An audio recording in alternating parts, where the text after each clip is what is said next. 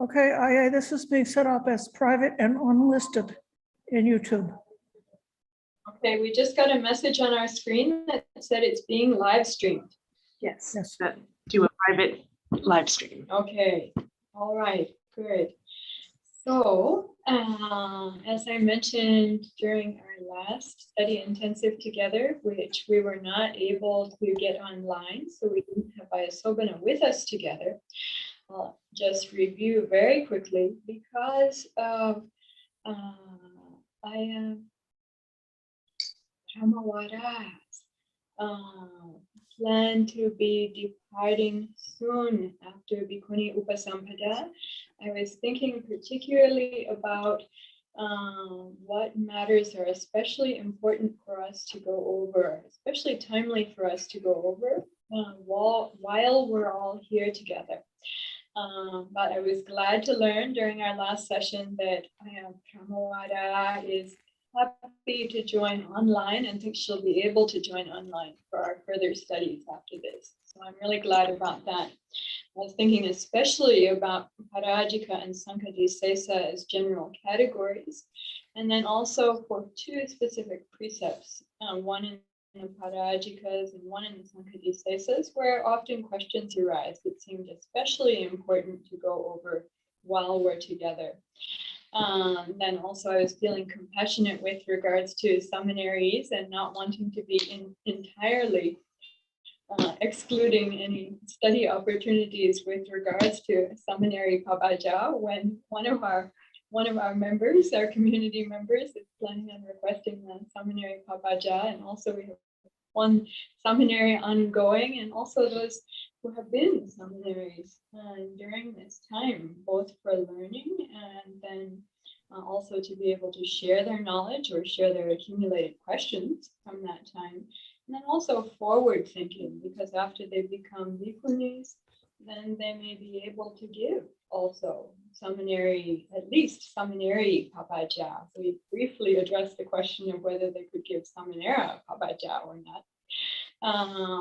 And I was thinking afterwards in reviewing what we went over, one thing that we didn't discuss is how long ideally one should be a bhikkhu or a bhikkhuni before one gives pabaja, to recognize that that is dealt with in the Kandakas. And I'll just tell you this time in the Mahavaka Kandaka. So where it says not that you must have 10 years seniority as a bhikkhu or a bhikkhuni, but you should.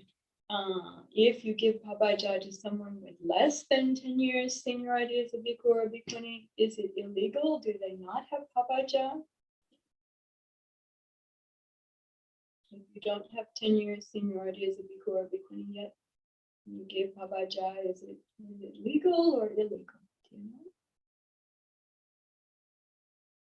Although the text is strongly recommending that one have 10 years seniority as well as other qualifications.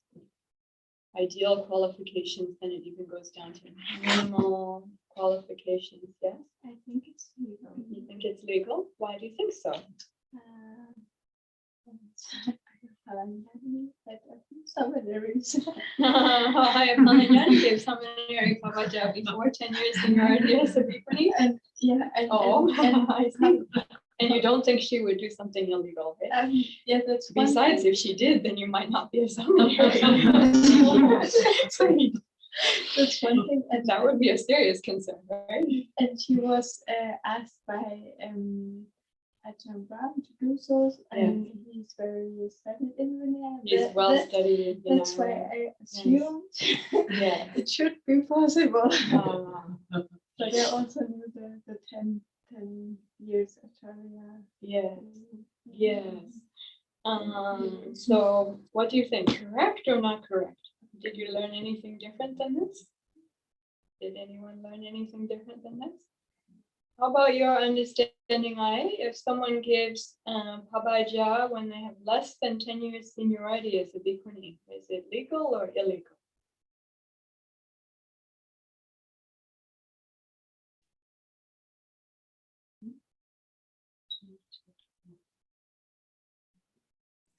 It does not invalidate the papacha. Does not invalidate the papacha. So that would also be my understanding.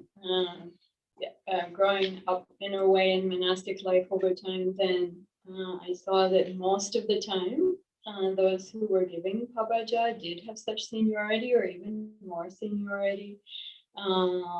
However, in certain cases that we knew about, even I think like the case of Lumpur Panya, for example, who I was speaking about earlier, then because there was no bhikkhu in his home country, there was a bhikkhu in his home country, but not who had more than 10 years seniority, then a bhikkhu who was younger gave the pabaja. But then when they had the chance, when they had the occasion to go to Thailand, then requested another more senior teacher to give it again. And so that's an old procedure that's there that's not mentioned that you should or must do that in the canonical Vinaya text, but there's an old custom, at least in some places, of doing that. So if there's someone who is only someone who's younger available, it doesn't mean that the person necessarily must be delayed, necessarily. But then if only someone younger in years is available, then if they have the chance for someone who's more senior to invite or to request them to serve as their preceptor, then they can do so subsequently. But Vinaya doesn't say that that's required to do so. So I just want to be clear between what is canonical Vinaya and what is a custom. It's been passed down in at least some branches of Theravada Buddhism, like a custom or a tradition. Be clear between those.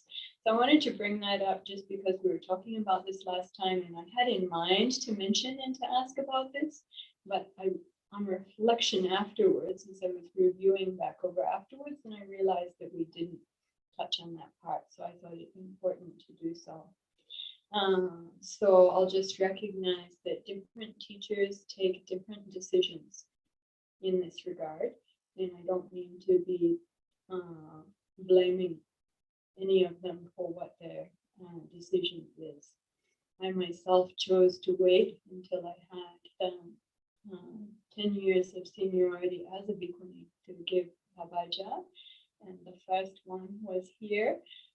Up on the saddle at the top where the big old Doug fir tree has fallen down there. Actually, we built a wooden platform that time. That big old tree was standing up there. We built a platform there and we had the first pabaja here on this land before the Aranya Bodhi land was given. So Aranya Bodhi was not here then. We were just having bhikkhuni camp here, invited to come to the land and have bhikkhuni camp. We were camping up all around the saddle together, and at the conclusion of the camp, then we gave seminary pabaja, then to Anagarika Carol Porter, who received the Pali name of Suvijana. And so up there, just at the top of the saddle, I think it was the first time that a bhikkhuni teacher gave pabaja in North America, as far as I know, in Theravada traditions. The bhikkhus, as I said earlier, had done so occasionally from the 80s, from the late 80s. So we talked about a lot of these things in our last intensive study session. So these things are almost all familiar to you, but not familiar to everyone who's here. But I'm just mentioning so you'll know what we were going over. We went over Sikamana also, and we went over the 5 and the 10 things. Seminary Anuvedita has been reciting and their canonical origin, and then we reviewed also the Sikamana precepts and different practices in Sri Lanka related to seminary pabaja for 2 years, or now in Thailand, seminary pabaja for the temporary ordination programs and using Sikamana for 2 years with the Bhikkhuni Sangha for those who are aspiring to Bhikkhuni Upasampada. And then the real question in the canonical text, whether the Sikamana ordination is actually canonically called for or not, required for those who are over age 20. So we understand they offer a unique opportunity for those who are under age 20, a child bride or a maiden. Quick quiz. Child bride. What's she called in Pali?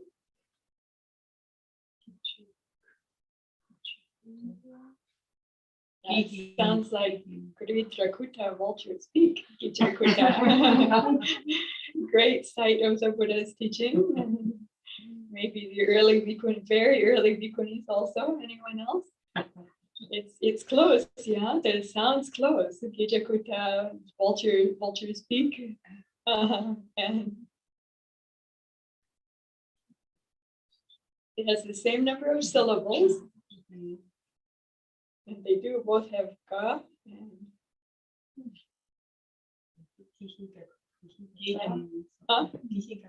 Gihigata. That's right. Congratulations. So Gihigata has gone to the house. So she has left her home and gone to the home of her spouse, of her husband, is what that means. So Gihigata then implies that she had married. And then what's the maiden? Huh? Kumari, yes. And Kumari, there's another word. Congratulations. Kumari also is used for princess, also for girl or young girl or maiden. Anyone, even Ayasobana can answer this one. If no one else here answers quickly. Huh? Kumari Buddha, yes. Buddha is like a form of life. Sometimes even for forms of life that are not human. Why in the world did they call them maidens? Kumari Buddha. This could be someone's PhD. So yes, so we went through that question, and we also briefly mentioned what the commentary of Acharya Buddhaghosa says about this, and the reason that he gives, and the offense that can be taken at that reason, and then also perhaps another way to look at that reason given the social circumstances, because it can be read in different ways, and whether someone is stupid or someone is ignorant. Normally, to be stupid is used as a pejorative, whereas ignorance can simply mean not knowing, or not being educated, or not having been instructed. And yet these words are often used interchangeably. So, with regards to ignorance, right? So you can call someone ignorant because you mean to say they're stupid, or you can call someone ignorant because they haven't learned and don't know. So how's that being used here? So that's a brief review of some of the material that we went over then during our last get together. How's the sound, Aya? Is it coming through okay?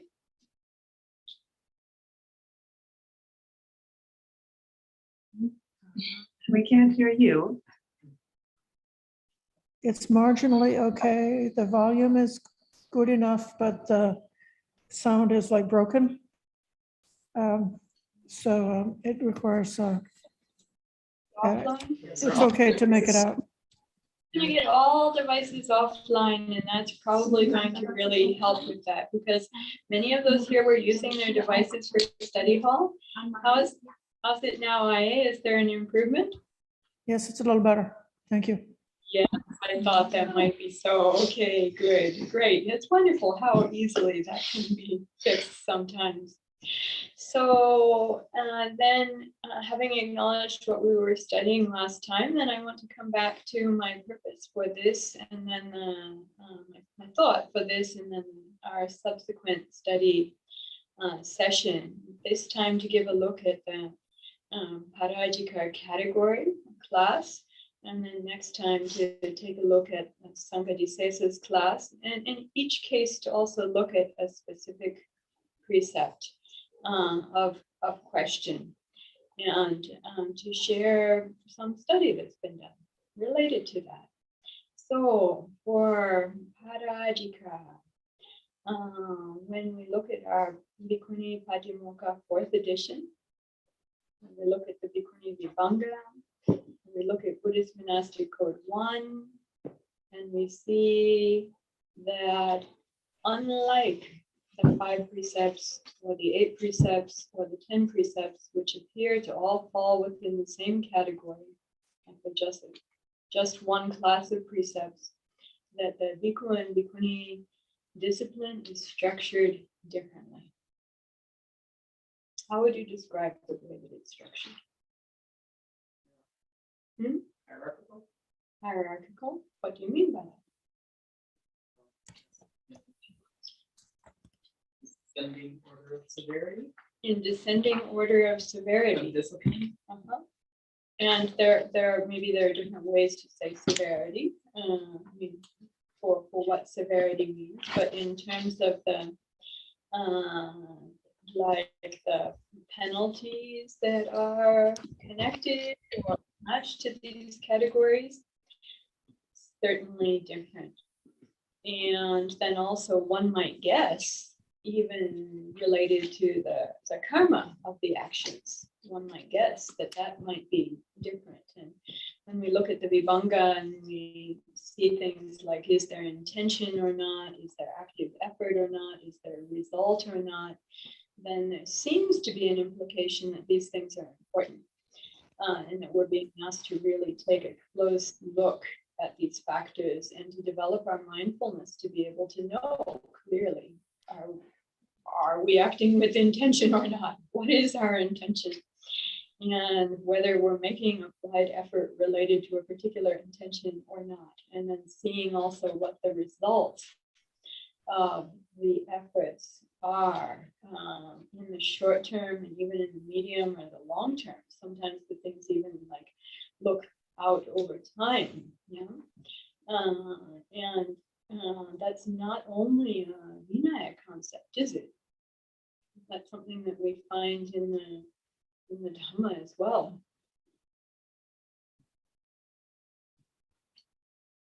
This, I would say, emphasis on causation, intention, effort, results. Do you notice that being present in the Dhamma also? Anyone who doesn't notice that? And if you were to give a very brief explanation of how this, like where or how this appears in the Dhamma, who would like to give a very brief explanation?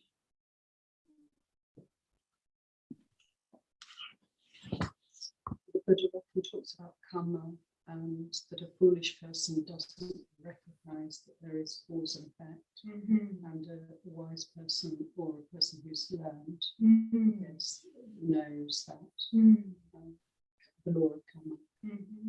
So, cause and effect. Yes, then even whether there's right view or wrong view, then in definition, by definition, there's belief or recognition that being cause and effect is there. As one of the factors related to then the very first fold of the Noble Eightfold Path, and talking about causation, cause and effect, right view or wrong view. So we find in the paradigm here, that these are not strictly different paradigms. There's a real strong and clear connection there.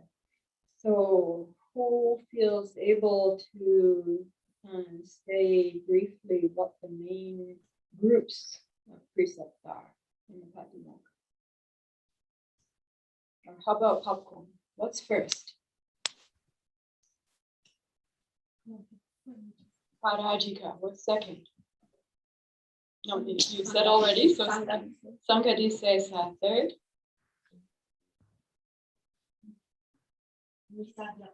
Nisagya Pachitya fourth. No. Oh.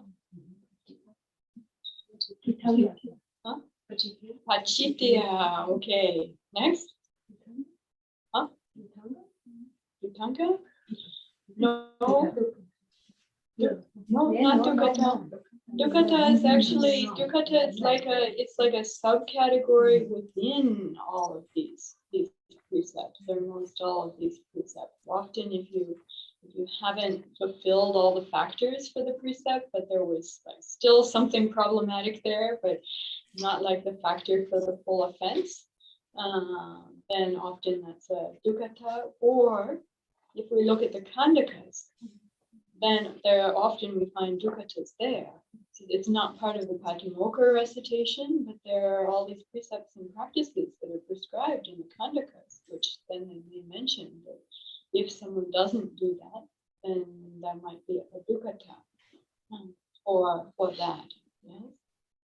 But it's not in terms of this type of categorization of the precepts in the patimokkha, it doesn't have its own type like that. You can find dukkatas happening underneath inside the category of parajika. You can find them happening inside the category of sangadisesa, or inside the category of what's name? Visagya pachitya, or you can find them happening within the category of pachitya, or you can find them happening within the category of what's after pachitya? Procedures. What's the name of the one that comes after pachitya? Patidesaniya. Patidesaniya. Okay, patidesaniya, and after patidesaniya, Sekhiyas, yes, sometimes also called Sekhiya Dhammas, yes, Sekhiyas, and what's after Sekhiyas? And in Pali, agreed, I agree with you. In Pali, what's up? Settlement of issues. Adhikarana Samatha. Samatha. Oh, we're learning about samatha and vipassana. Is that the same samatha? Or different samatha? Different? Why? It's actually the same word. So calming, settling, clearing. Yes. Mhm. And then adhikarana in this case, this is for an issue, some kind of issue that's come up. It means in a way kind of like a kind of higher doing, which could even be used for some kind of like legislative issue or this kind of thing in law. But anyway, some kind of issue has come up. So adhikarana samatha, how many of them are? Adhikarana samatha dhammas. 7, yes. Wow, this is great. Okay, now we're going to just go really, really quick through popcorn. Okay, first, parajika. You can't repeat now. Second, sangadisesa. Third, visagya pachitya. Fourth, pachitya. Fifth, patidesaniya. Sixth, Sekhya Dhammas, yes. And 7th, Adhikarana Samatha. Adhikarana Samatha Dhammas, yes. Okay. Huh? There are actually 2 other ones. Well, here's the thing. Yes, and this is the part that I am so happy that Bhante is here with us. So there's actually a category that the bhikkhus have that the bhikkhunis don't have. What's that? Aniyata. What are aniyata? What does aniyata mean? Huh? Undefined, or yes, indeterminate, or aniyata, and what are they? It's a really interesting set of rules where the Buddha actually gives precedent and power for a competent lay woman's word to go against the word of a bhikkhu. Oh, really? How? Why? For what? In what way? Can we find this in Buddhist monastic code? Can we read about it? In BMC 1, can we read about it? Oh, really? Please, say more. Something more you'd like to share about that? Isn't that so interesting? Without reading it, that's pretty much what I remember off the top of my head. I mean, I have it in front of me. Thank you for mentioning. So this category does appear then in in BMC1, but you had mentioned there being 2 categories. Oh, no, there's 2. Oh, yes, there are 2 Aniyata Dhammas. There are 2 of them. That's right. I was thinking, I didn't know there was another category. After all that. So, yes. And so that's a very special category that there are the precepts established in the Patimokkha only for bhikkhus. However, I think that you already know for bhikkhuni, she should be learning the bhikkhu and bhikkhuni patimokkha's and vibhangas. Should be learning both of them. And there are things that we find amongst the bhikkhu precepts that when we're talking about the precepts having like their letters and their specified forms, but then also there are the things we can glean as to meaning. And then we can use that as precedent. If we can glean the meaning, we can use that as precedent for circumstances that there might not be a precept specified for, or some kind of situations that weren't specifically mentioned.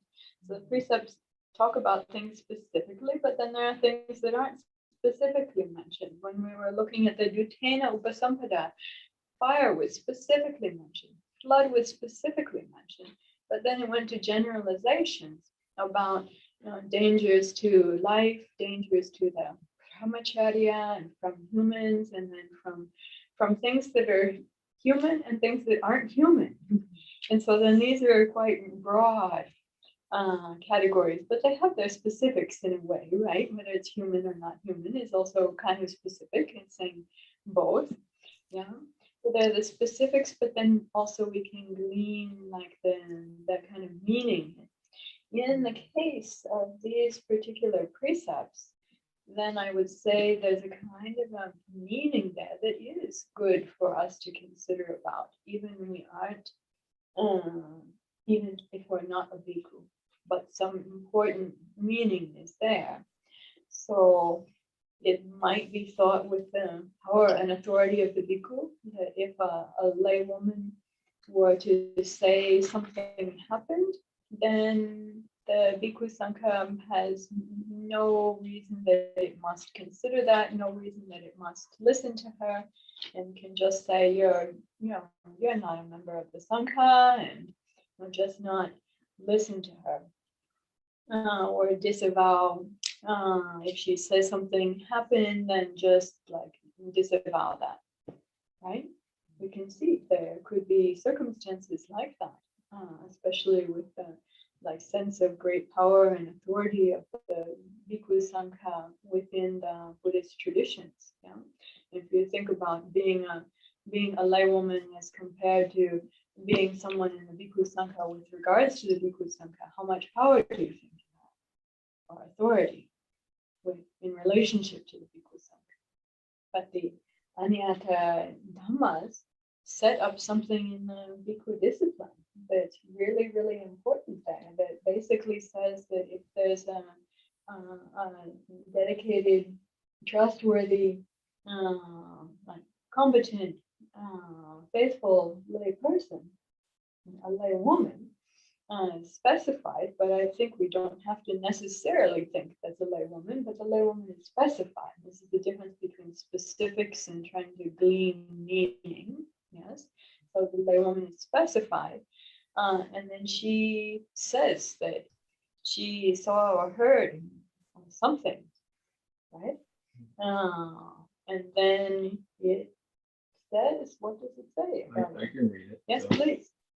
So in the story is it's Udayin, who is the male Tulananda, as I said before. Sometimes, yeah. Verse this, a monk like that versus Visakha. So Visakha, if you know Visakha, she's very obviously well respected and understood by the community. She's supposed to have become a stream enterer at age 7, listening to the Buddha's teaching, even as such a young girl, even before becoming one of the most eminent of the, not only just as a laywoman supporter, but the Buddha acknowledged her as one of his leading disciples. So I feel like that's important. So whenever monks should sit down together with a woman, the one with the other, in a secret place on a secluded convenient seat, And if a trustworthy woman lay follower seeing him should speak concerning a certain matter, a certain one of three matters, either one involving defeat, one entailing a formal meeting of the order, so parajika, sangha desesa. Wait, I was gonna ask them that. Oh, I'm sorry. Sorry. Or one involving expiation, and the monk What's himself. expiation? Pachitya, yes. Yes. And the monk himself acknowledges that he was sitting down, should be dealt with according to a certain one of the three matters, as to whether it is one involving defeat, or as to one involving entailing formal meeting of the order, or as to one involving expiation. Or that monk should be dealt with according to what that trustworthy woman lay follower should say. So it's not only just if the monk admits to it, but what the lay woman says as well. This is an undetermined matter.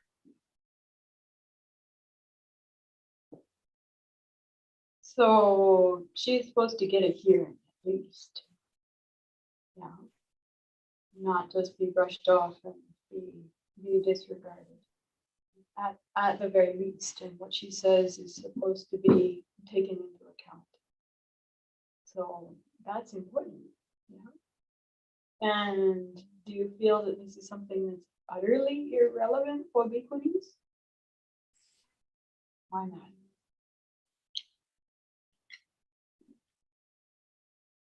I mean, we can recognize that there are some kinds of situations in our world that this might be addressing a particular dynamic that I would say probably still exists. I can think of so many cases that seem to fall into like what kind of dynamic this is. I think this is meant to be addressing that still exist in our world.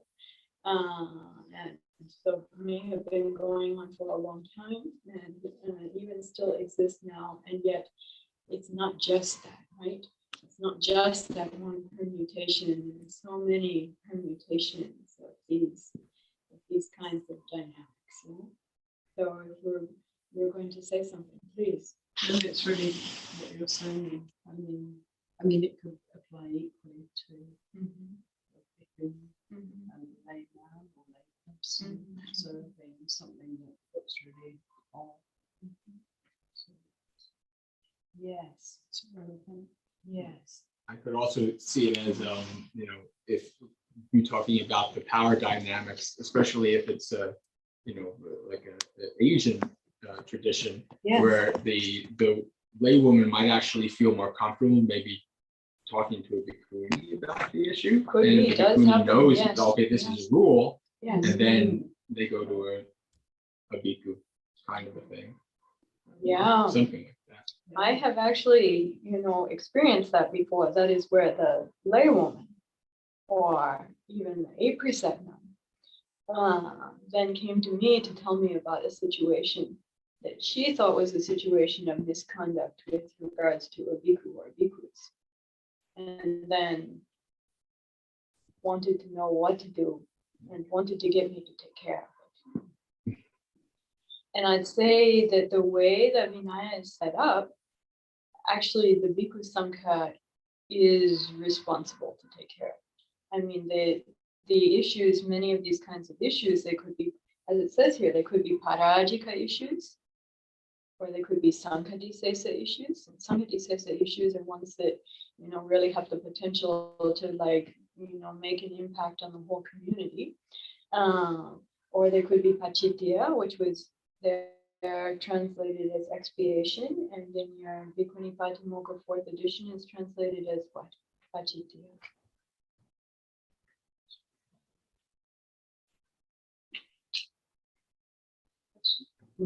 Confession, yes. So expiation, confession, yes. Pachitya. So it could be any of those things, right? But in fact, then they're asking, can you take care of this? And then this is a very delicate and sensitive matter. The way that it's set up, the Bhikkhu Sangha is supposed to, by the establishment of these precepts, not just deny somebody and just metaphorically or physically close the door on them, in this regard, but the training is there, like you should listen to her, and it is the responsibility of the Bhikkhu Sangha to take care of these matters with regards to the Bhikkhu Sangha.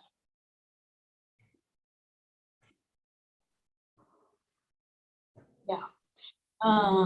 So probably if it hasn't happened to you before, probably it will happen at some time.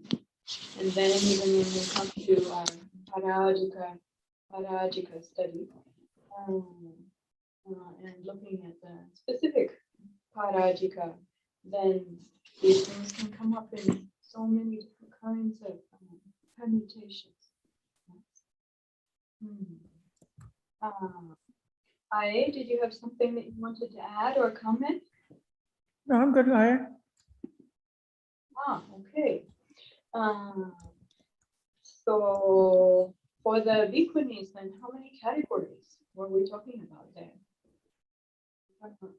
Basic categories of the Patimokkha precepts. Parajika, somebody else help quick, just one. Parajika, Sangadisesa, Nitagya Pachitya, Pachitya. No, I know it. Patidesaniya. No, yeah, it's fine. Oh, you got one. Yeah, Patidesaniya, yeah. Sekhya.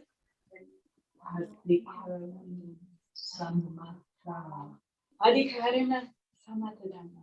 Yeah. Dukkata, no, it's true that it's a category, but it's not a category of Pachitya precept. Yeah, it's not considered a Sikapada unto itself, or a group of Sikapadas unto itself. It's like it plays a role, actually it can play a role in all of these. Yeah. Something that's Parajika, if someone only has the intention and they make just a tiny bit of, not barely, some kind of effort, but then there's no effect from it and not really like much effort or like that, then maybe or just their thinking and can be just a dukkata. So it's something that's problematic, unwholesome. The do there normally means is something unwholesome. Do on the front. You can get some words in English like this, like dubious. Some others like any others. We have ones in the English also that start with do like that normally mean bad. Something bad or unskillful or unwholesome as well. Did you want to comment? I have an etymological comment, but I don't think I'd say it. I did. It's not really like that. Whoever said that was not correct. I think it might be cognate with dis. Oh, I think you might be right about that. I don't know, but you may be. Thank you for mentioning. Dubious is different. Actually, there's a lot of like a lot of Indic. Maybe it's not even Indic, maybe it's even pre-Indic, but a lot of Indic roots in English language. So then for the Parajika category, what would you say is like the primary translation of Parajika that you're familiar with? Defeat, okay, expulsion. What does Parajika actually mean? Anybody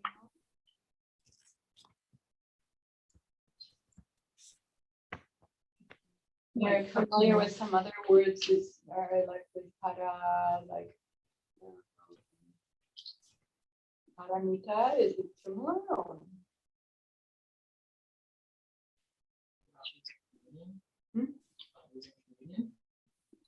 There's that aspect. That's one of the ways that it gets explained. That's true. Yes. Samvasa. Samvasa is in communion. Literally, it means to live together. Vasa is to live together, dwell. Samvasa together. Together, like on. calm and community. Calm. And Vasa, then is the, even now, we're in the Vasa, which is the rain, called the Vasa. So that's the rainy season dwelling. Vasa, in the rainy season dwelling. Vasa. No? Would you like to say something? Yeah, no. So reading, then the first one with rains has two S's, and the one with not rains that means dwelling, which is even where we get the word what. Like in Thai, the name of the monastery is a what? That's from an awasa. Awasa. And Vinaya becomes what, and Thai becomes what. Pronounced what, and then it gets Romanized in English like W-A-T or V-A-T-T or something, but in Pali, A-V-A-S-A. Dwelling. Yeah. Question? You said parami, it's parami and parajika, the same Oh, para. I was just asking that question because people ask that question. Whether that's so or not. And there are different ways that the Parajika gets defined, whether being translated as defeat, or we're talking about samvasa, who can live together, who can communion together, or then that's like breaking that communion. Then we think that means they can't live together, but this is something we talked about last time. It means under some circumstances, people think that means they must be expelled. But as we went over last time with regard to the Sikadata, seminary, that there's the case, we give the example of one of the monks at Bodhinyana, Ajahn Pahang in the community at Bodhinyana that accepted after the Parajika offense without having disrobed. So it's just having broken the precepts without having disavowed the training, without having disrobed. I think that's like that's the dishonorable way. That if you're going to feel like you need to do something, that the Parajika offense, then to disavow the training, to disrobe, not to do that as a bhikkhu. It's so simple to disrobe too. It's like strange.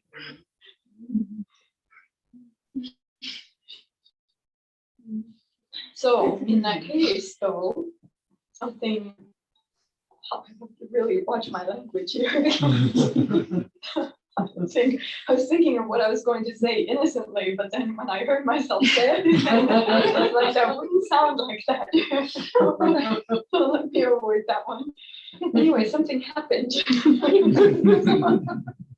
Something happened all of a sudden. And there was forgot all about needing to disrobe before doing something. But then he greatly regretted that, terribly regretted that afterwards. At the time, because of being intoxicated by lust, that just completely, destroyed his mindfulness. And because these emotions can be so intoxicating and make us forget the things that are appropriate for us to remember. It's one of the things that they say traditionally. That means when you forget what you should remember, then they say you don't have sati. It means you don't have mindfulness, but it means you're not able to remember to recollect what you should recollect because of it. That is the consequence of your actions. The consequence of them. If you just think about the action, that's the intoxication. You forget the consequences and just think about the action and the lust or the hatred, the emotion, the feeling, all these things, and then do the things that in that case or in some other cases, then even very shortly afterwards, it's terribly regrettable. Not even always what the person imagines it will be. They have the fantasy idea of what a great thing this might be, but it may not even be great. And then they destroy their monastic life because of that. But there are other ways that parajika gets translated that relate to this. Another way is downfall. Another, Ayasobana could say more about this. Another way that it gets parsed out etymologically is you cut your head off. And if someone cuts their head off, then like if they cut off a different limb, they can still live. But if they cut off their head, they can't live anymore. So they say that then the state of a bhikkhu or state of a bhikkhuni is like that. If they commit those actions, it can't be reconnected again. So I'm really not sure with our contemporary medicine whether if a person's head has been cut off entirely, whether it can be reconnected again and they can still live or not. And what many of the other things, even your heart can replace your heart or the other organs, but still no, but they use this then from the olden times. They used the ways of extricating this word. Yes. So, and very serious. Another way of talking about it in contemporary terms is we talk about, and it also then goes over into the Sangha Sesas as well. But we talk about things as one strike offenses, or something that's like, what is it, 2 strikes or 3 strikes, you're out. And even we have these contemporary things, and we look at Sangha Sesas, even we can say, oh, there's the 1 strike Sangha Sesa offense, and then there's the 3 strike Sangha Sesa offense, right? And 3 strikes, then you're Sangha Sesa. And even the precept that we were looking at during our last session, it looks so similar to a Sangha Sesa. What was that? With Arita, the vulture trainer, the wrong view, right? And then that being phrased like a Sangha Sesa. What way was that phrased? We talked about this during our last session. What way was it phrased similar to a Sangha Sesa that's unique amongst all the Pachityas? What's unique about it? It's like the Sangha Sesa, you have 3. You're invited 3 times to Exhorted, yes. You have come to your chances. senses. You have chances. Yes. So you have 1 chance to make it right, and then a 2nd chance to make it right. And after your 3rd chance, 3rd strike, then you broke that precept. Normally means completely, right? For parajika, if it's a full offense, full, not a partial offense, not the dukkata, just dukkata of a parajika. But if it's a full offense of a parajika, how many strikes do you have? How many chances? 1. Anyone think differently about that? No. So this is like, my understanding is this is then meant to be very clear. Another way that this is explicated with parajika is having crossed the line. And this is something that we also speak about in contemporary English, whether someone has crossed the line. Even in terms of the meaning of patimokkha, it's like something to set up a perimeter, to set up a kind of barrier. The precept is to tell you you're going too far, turn around, come back. But if you cross the line, then if it's a parajika, then you can't do that. If it's a pachitya and you cross the line, then by definition, can you? Do you have a way to come back? Do you have a way to make amends? How? Through confession or through expiation, exactly. Or a Sangha Sesa offense. Supposing it's a 3 strike Sangha Sesa offense, and after 1 admonition, after 1 warning, then you stop, you wake up, you come back, then are you Sangha Sesa or no? No, but if it's one of the one strike, somebody says offenses, it's only one, just one admonition. Anyway, we think for these things in terms of their functioning as being like a perimeter that's meant to give a warning and meant to be preventative, largely meant to be preventative. Yeah? Then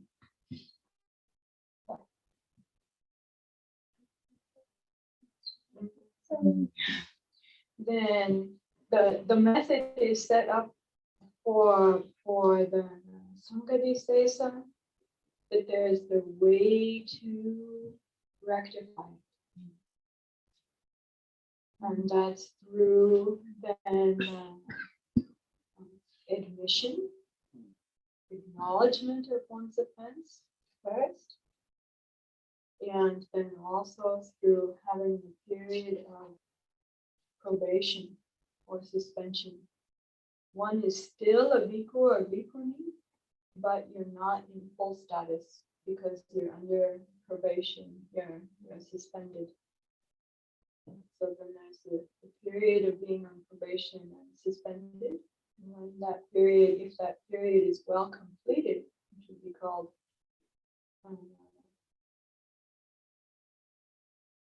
we talked about this last time, but now I forgot the word. It's the word that comes before rehabilitation.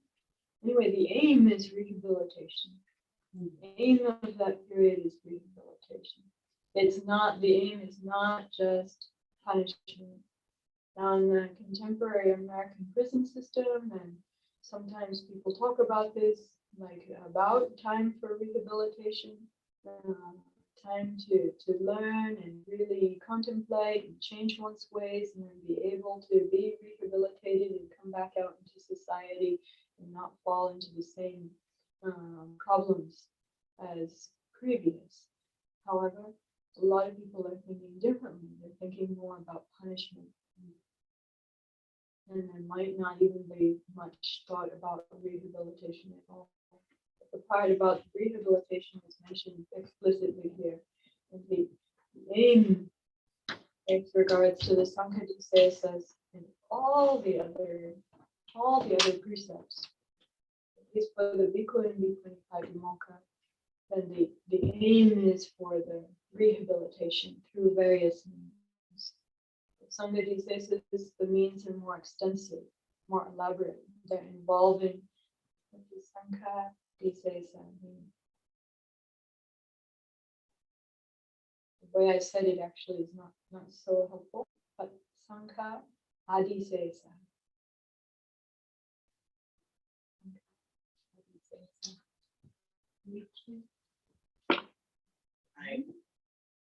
Well, it might be still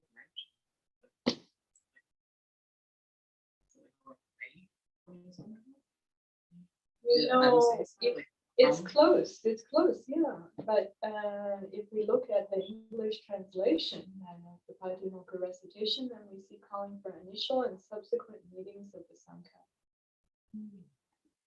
Means that the Sangha needs to gather together and to consider about it. And this is different than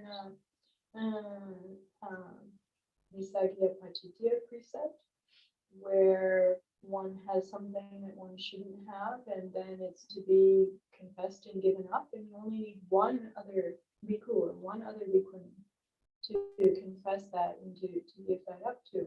Or for Pachityas, you need the whole Sangha. Don't need the whole Sangha. You need at least one other bhikkhu or bhikkhuni, if you're a bhikkhu, if you're a bhikkhuni, to confess, to acknowledge what you've done together, face to face with them, say within 4 arms length. For Sanghadisesas, the word Sangha in the front is mentioning about who needs to be involved. And so someone's done something that may have impacts upon the Sangha, and then also the Sangha itself needs to be involved initially and subsequently in that remediation and rehabilitation process. Parajika about for parajika? What if it's not a full offense, not a full parajika? For example, we were talking about killing in our first get together. Supposing you had evil intentions towards someone, you wished them dead, and then you said something really hateful to them, saying that, and they had a heart attack, and they then almost died, but then they survived.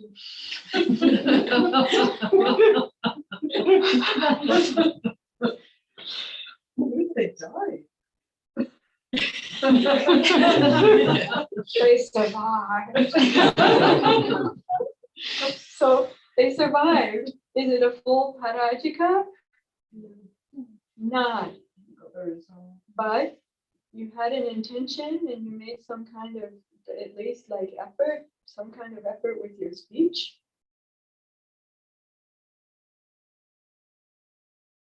And then there was some effect from that. Supposing we make it a slightly different example. So we'll say, okay, you're There's a classic example in philosophy, IA. yes, please, I. A person intends to murder and they shoot somebody, but they miss their intended victim and hit at somebody else. Right. That's another example of this. These actually do happen. So sympathetically, we feel it's funny, but so sympathetically, the things do happen. And I mean, I actually know a number of these stories of various kinds of things like this. This is something else. You know, as a bhikkhu or bhikkhuni or a person in the world, sometimes the people want to come to us to confess the various difficult and terrible and problematic things that they have experienced or that they've done. Yes, I think in the law, it's considered manslaughter and not murder because they didn't intend to kill that person. So it's still a serious offense because you had some kind of weapon, right? And you were trying to kill somebody, and you had a weapon, and you shot, or whatever it is that happened. You did it all. There was intention, and there was action, and I think that is actually one of the permutations of intending to kill somebody when you kill somebody else. I'm pretty sure that's in there. The 5 years. I'll check check. and I'm gonna see. check. Check and see about that. Yes? Okay. So here's where we come to something that is called a tulachaya. Someone might recognize similarity between the name Tulananda and the word tulachaya. And is it the same tula? It's the same tula. In fact, it's the same tula. This tula means also in Sanskrit is the shtula, whether shtula chaya or shtulananda. And we have some similar sounding words in English also. Tula then means like gross. One way to say it. Big? Huh? Gross like big or gross like No, disgusting? not gross like big. Stool. But we use that word so technically, we'd probably use a different word in English to get the gross sense. But then means gross and even gets translated as a gross offense or as a heavy offense or as a serious offense, but it's not completely a parajika. So these are the things that really you don't want to go there. You don't want to do these things. But the person has not completely fulfilled the factors of a parajika. And then is that able to be remedied if they're remorseful, if they acknowledge what they've done and they come to be remorseful and they want to be able to turn things around, can they do so with a tulachaya offense?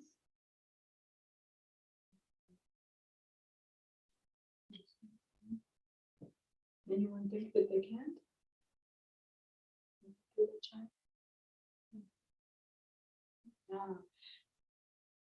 Tulachai. I think it will appear in this book there. I not understand this. The whole conversation. Oh. So for the Tulachaya, does anyone know what the method is for the remediation of the Tulachaya?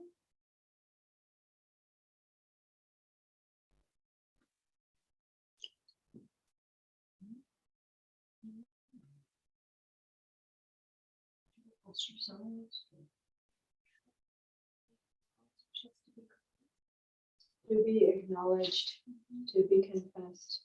There are other factors that are, according to what we learned, that are meant to be there, like a person should be remorseful, regret their action, and wish to turn things around.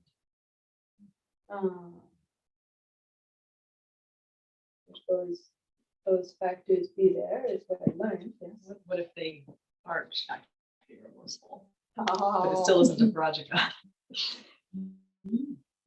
Then there may be the kind of situation that's difficult and might even involve initial and subsequent meetings of the Sangha. Oh no. Well, here's the thing. So there are particular things that in actual practice, it may be like that.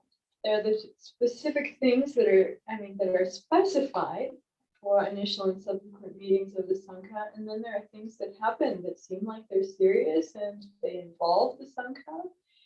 And so the Sangha does end up doing just that. That is meeting at least initially, if not initially and subsequently, and trying to find ways to work the things out.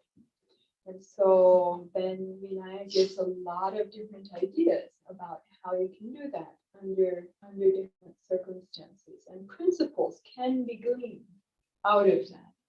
And then if you come to trying to work it out in various other ways, then still you have an issue, then you come down to the Adhikarana Samatha Dhammas.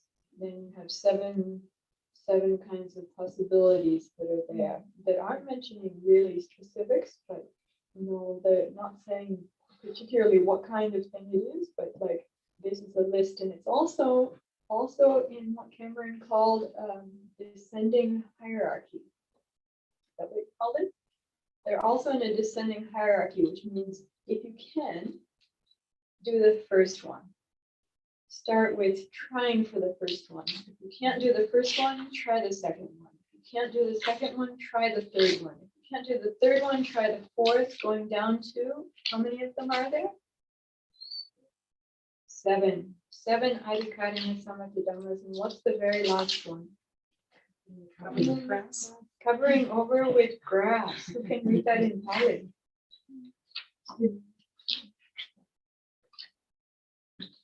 So this is not meant to be the first method. This is meant to be, you've tried everything else your best, and it's just gotten like so trammeled and so muddy and so confused, and what you're doing seems like it's making it worse, and you've tried everything. Then acknowledging this as a method. And I feel like it's actually a really important one to recognize. That is, sometimes we try our best with things, and at that time, under those circumstances, we're not able to find what we think is the really good method to be able to work that out in the way that we hope to, and to recognize honorably that that happens sometimes, and that things can be, if we're not able, if we don't have the means available to work with it in other ways after all our efforts, to work on smoothing something over and being able to make as much peace as we can. Adhikarana Samatha means that. So making peace for the settlement or pacification of issues, and then to be able to even decide as a community together, or to decide as individuals together. We've done our best with this, now we're going to make peace and, then go on. Yeah. Not as a first resort. but as an authentic method. Yes, please. Tina Vatara Kuti. What's that? Tina Vatara Kuti. What? Again, please. Tina, what's Tina? Grass. Grass, yes. Vatara Vata, Kuti.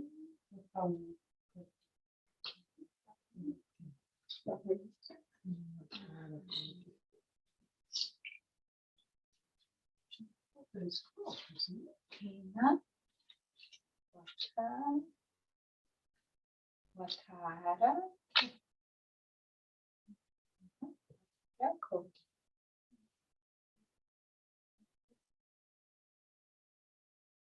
Vatara, cool.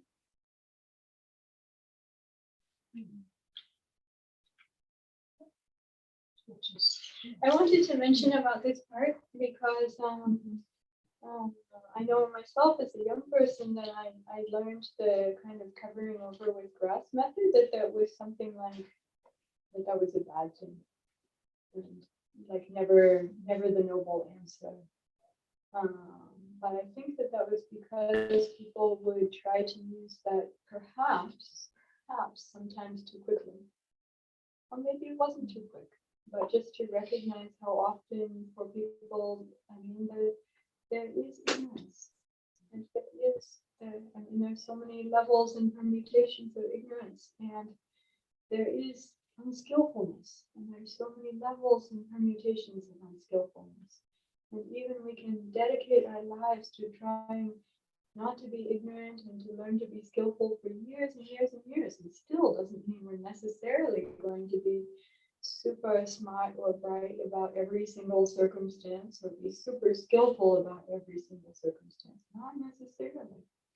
So I think actually looking back on that, and I feel like there's a kind of a negative judgment there that for what I've studied and the Buddha's teaching, and I feel like really wanting to like release and come out of the bondage of that negative judgment and to recognize more compassionately about ignorance and about unskillfulness and even about like our perfectionism and our ideals and all of these things. But this is meant to be a human Dhamma for people who aren't necessarily arahants or even necessarily stream enterers. You don't have to be a stream enterer before they enter the Sangha. With compassion. So thank you for giving me the time check. I think it's time for us to take a break. And then after taking a break, then I want to come back and then look at one specific case. Parajika one. So we come back at 4. Sure. That would be about 15 minutes break. Does that seem good? Are you good with 15 minutes break?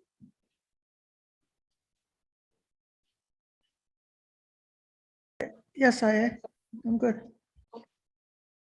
All right.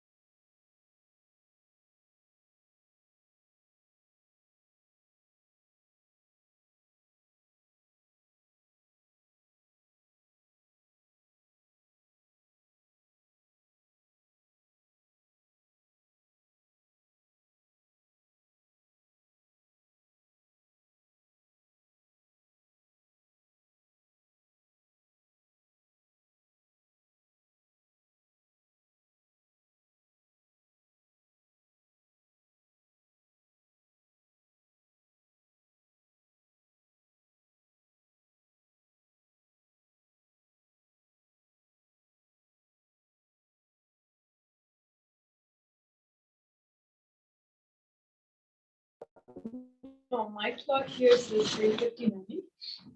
So that's quite a difference. What does it say online at the time? My computer has 3:56. Um, That has 3:57. oh, is this? So that clock is a little bit fast. I see. We really should synchronize all our clocks, I think, because we're having differences. Mhm. So let me speak with Sobana for a minute then. Before we start. Now, that clock, the way that it's tipped, though, it's just light reflecting on it at that angle. So that was tipped before, then it was visible. Yes, that's visible. Also visible, yes. And see that one, then even if I put on my reading glasses, I can actually still see it because I'm going back and forth. I don't have far vision or near vision without the glasses. And even medium vision is going now.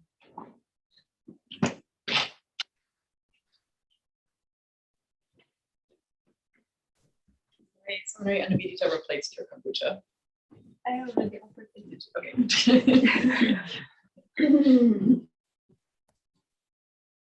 So I just wanted to let you know now we're going to take a look at the article on Parajika 1 that is planned for a second half. This article you're familiar with, having looked at it before, but I think you've received a copy of it now. You have a copy of it. It's actually it's not the newer partially edited version. It's still the May 2013 version that we went over in Bikuni Camp number 2. I searched in multiple places to find that material or anything else that was specific for this class. I guessed what you would be discussing and recalled having seen that article previously. But in what was sent out, I found just a brief agenda on the calendar, and I looked Yes. on our Google Drive, and I looked on my email, and I couldn't find Going out now, links. but it might be that happened to that. I don't So it know. went to the Google group. And if somebody has that set to be a digest only, they might not have seen it yet. Oh, I So see. maybe that was a mistake in strategy on my part. Uh-huh. Yeah, because I received it. Yeah, that Yeah, explains so it. it's on the Madrini Residence private Google group. All right. In any case, I sort of guessed that would be what you would want to speak about this time. Yes, well, your guess was very much correct. I had announced about that last time, but you weren't here together, and then that's great that you guessed about that. So as we're coming back now, then before we dive into this, what would you guess? In the text, then there's a big kerfluffle that came up over a particular disciplinary issue. Something that some of us were just doing.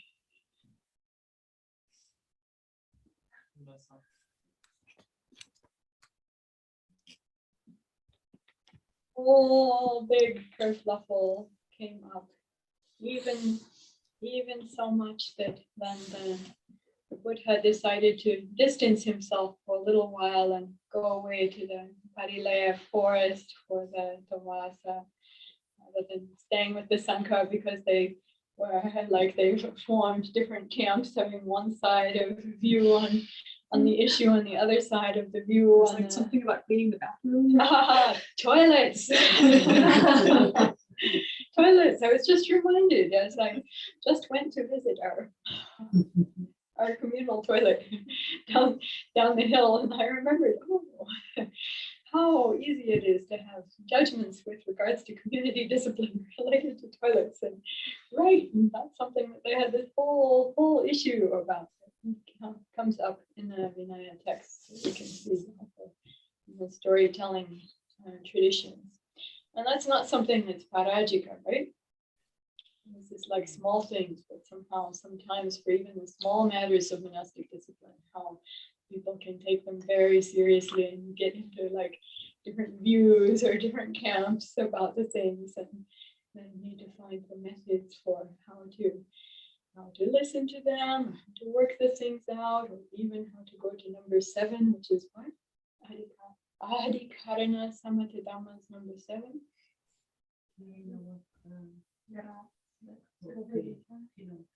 Covering over with grass. Covering over with grass, yes. Now we're going to talk about the Parajika group, which was our focus earlier on. And looking at one of the Parajikas that we find, then where do we find it? Parajika 1. If we want to learn about Parajika 1, where do we find it? Mahavibhanga. Why? Why not in the Bhikkhuni Vibhanga?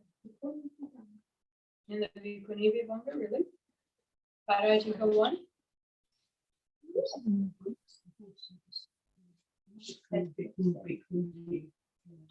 Well, this is interesting. That book, does that book have, is that book structured as having the Mahavibhanga and then the Bhikkhuni Vibhanga, or is it like integrated? Every rule is in the Bhikkhuni Vibhanga, so also the shared ones. So they've been integrated. So that's interesting, because also some other Buddhist traditions, some other canons of other schools have done such integration like that. However, the Pali text canon itself has not. So this is important to be clear about. So the author or the editor may have done that. However, the Pali text canon is not like that. So this is something that we went over before, and now we're going to just go back over one more time to be sure that it's clear. What do we have in the Mahavibhanga?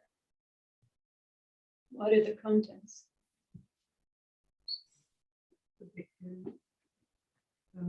Rules.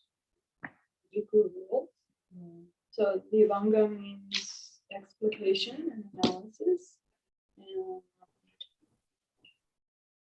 true, the Mahavibhanga is sometimes called the Bhikkhu Vibhanga. However, as we've been saying, about 60%, that's more than half, is shared with the Bhikkhunis. But according to what it says in the Vibhanga, the occasion for the formation of the precept was with the Bhikkhu, not with the Bhikkhuni. So it was the situation with the Bhikkhu that caused that precept to be formed. It was the occasion for that precept to be formed, and then shared with both the Bhikkhu Sangha and the Bhikkhuni Sangha in 60% of the cases. But then there are the cases that aren't shared, as we're talking about the Anyata Dhammas, and they're not shared. Then also there are some precepts in the Sangha category that are not shared.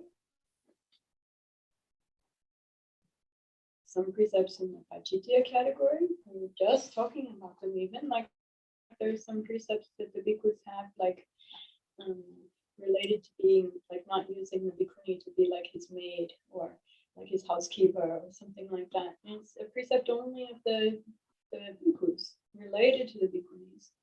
In fact, so many of the bhikkhus' precepts related to bhikkhunis are telling the bhikkhus not to be using the bhikkhunis like their wives or like their housekeepers, or to be offering service in these kinds of ways. And then also some cases also say not like using their authority with them in ways that might seem inappropriate or were deemed inappropriate. And then also there are the precepts that are establishing responsibilities towards the bhikkhunis. With the government that becomes more complex. Yeah, that's right. However, that's true, because the garlic, then according to the Vibhanga, we find that in the Bhikkhuni Vibhanga, and there's a story about bhikkhunis. yet then we also find garlic mentioned in the Kandikas, and then the bhikkhus also have get their garlic precept from the Kandikas. But this is an interesting place actually in comparative Vinaya studies, because it's not all the same. Yeah. So then if we do math, then we might realize actually we think all the bhikkhus have 200 how many precepts? 227 precepts, and we think the bhikkhunis have how many precepts? 311. 300 what? 311, yes. 311 precepts. Then some people say there are the different ways that people talk about this. Some people say because they think more precepts is more merit. And then, yes, when I was early on in Thailand, before the Bhikkhuni revival had really started happening more there, then people were sometimes confused. They're like, we learned that women have less merit, but the Bhikkhunis have 300 precepts because only have 200 something. Bhikkhunis we learn more precepts is more merit. Yes. I didn't say that like that. But if we look at it in terms of the occasions for whom the precepts, who caused the precepts, then who caused the formation of more precepts? Do you know? The bhikkhus caused the formation of more precepts, or bhikkhunis caused the formation of more precepts? Bhikkhus. Like who created the occasion for the precepts? So then this is the thing. Then at that time in Thailand, then it was really challenging people's views in a way. So then they're like, oh, how can that be? That the bhikkhuni has more precepts than the bhikkhus, because we learn more precepts is more meritorious. But then they started thinking, no, bhikkhunis did bad 311 times. Bhikkhus did bad 227 times, so the bhikkhuni is still more bad, right? But if we understand, actually, that idea is also wrong. Because if we understand who caused more of the creation of the precepts, then actually the bhikkhu sangha was the situation, was the occasion for more of the precepts. But you could say they're closer to the Buddha, so maybe because of that, then issues could come up for question, like more quickly, more easily. Anyway, there's so many ways you could look at these things, so please don't settle your mind on a view with regards to these things. So maybe other people have a view, but yes, I think 311 precepts is meritorious. Yes, so are the rules for the formation of the rule was for 53, but then it was expanded to apply to the bhikkhus? So this is a really good question. Now, there's some implication that might have been so under some circumstances. However, the way that the canon is formulated, it doesn't look like that. It's not made to look like that. So there's no case that shows in the canon that the bhikkhunis were the ones who did something, and then the bhikkhus then also got that precept. So even for the bhikkhus getting the garlic in the kandakas, then it's a story about a bhikkhu. It's there, related to the garlic. Did they call the bhikkhus cosmo rules? They did all the bad things first. Right.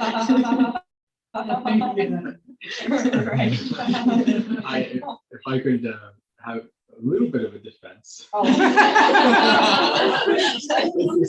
I don't know canonically like how accurate it is, but we are talking about also the bhikkhunis coming later as well, right?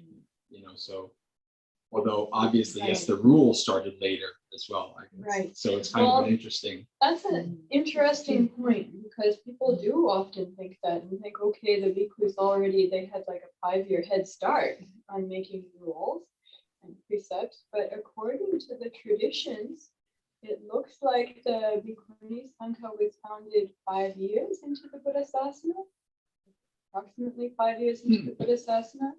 I don't know if it's correct or not. It might have been earlier than that. I don't know exactly. However, the commentaries and the passed down oral traditions say that they didn't start making Patimokkha precepts until the 20th year of the Sasana, which would mean that the early bhikkhunis also participated in that early period before where the conditions were such, or the quality of the Sangha generally was such, that the Buddha didn't feel like it was time yet to start creating formal Patimokkha. That maybe there's Ovada Patimokkha, which is about principles, the deep proper principles, and you apply to everything, but not yet having the Patimokkha Sikapada, like this kind of formation like this.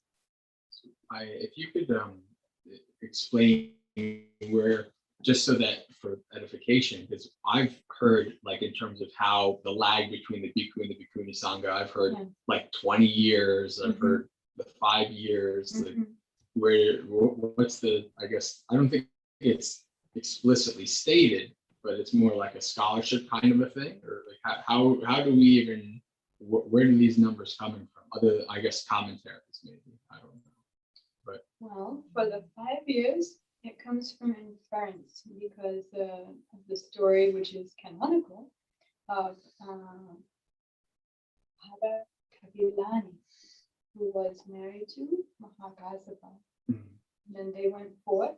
Mahakasapa was able to join the Bhikkhu Sangha, to meet the Buddha and join the Bhikkhu Sangha soon, whereas Kapilani, the Bhikkhuni Sangha, wasn't yet established, and the text says then after that she had to go and spend time with some other sect monastic communities because she had gone forth already. She'd cut off her hair and donned the robe and wasn't going to go back to household life, but the Bhikkhuni Sangha wasn't founded yet. And it was only then from the 5th year that she was able to then go forth with the support of Mahapajapati.